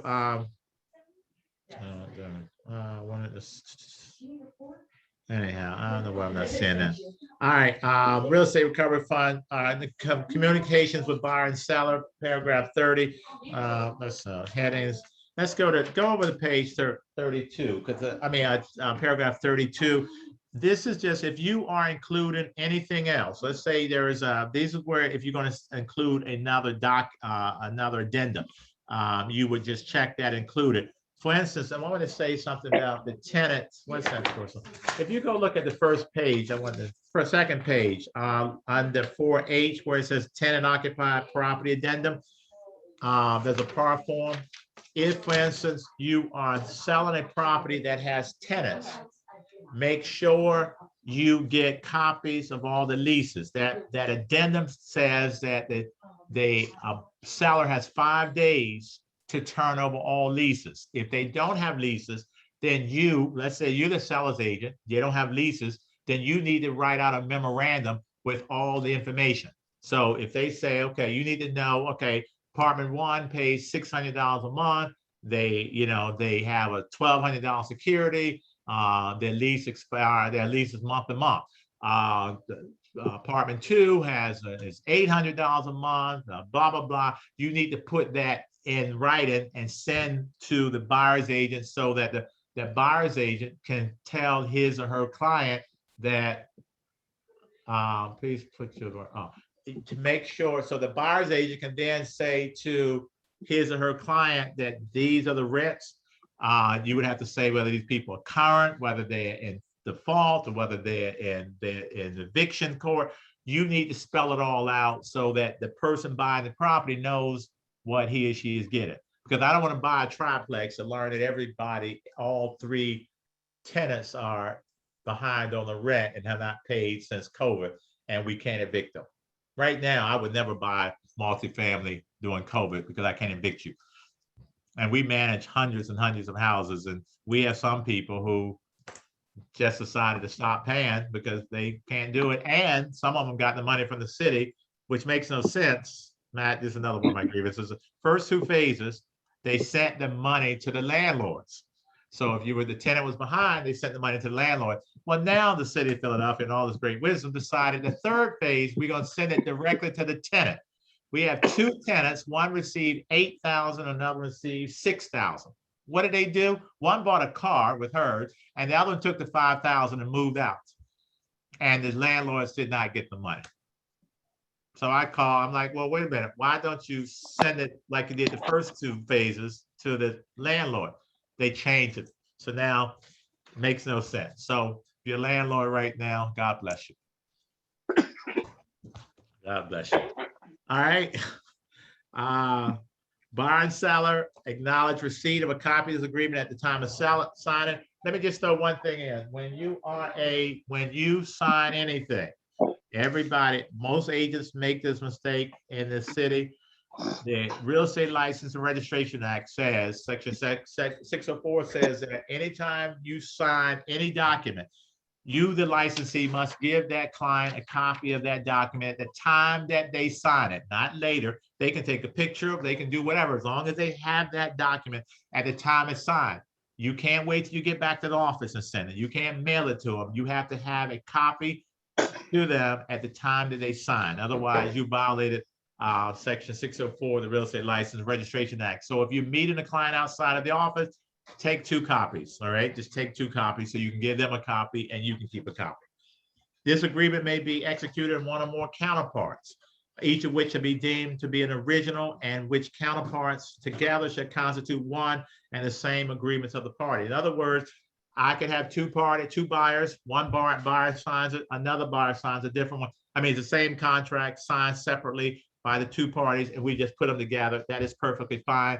They just sign separately on 2 separate, it's the same, that there's nothing different in the documents. They're just 2 documents. So you put them together to create one document. That's countersigned.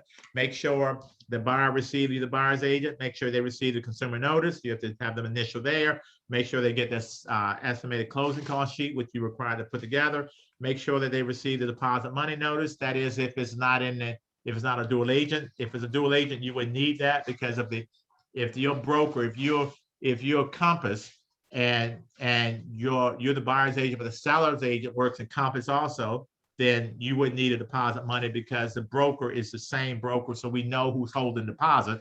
The broker is Compass, so that you don't need a deposit money. And make sure they receive the lead-based paint disclosure.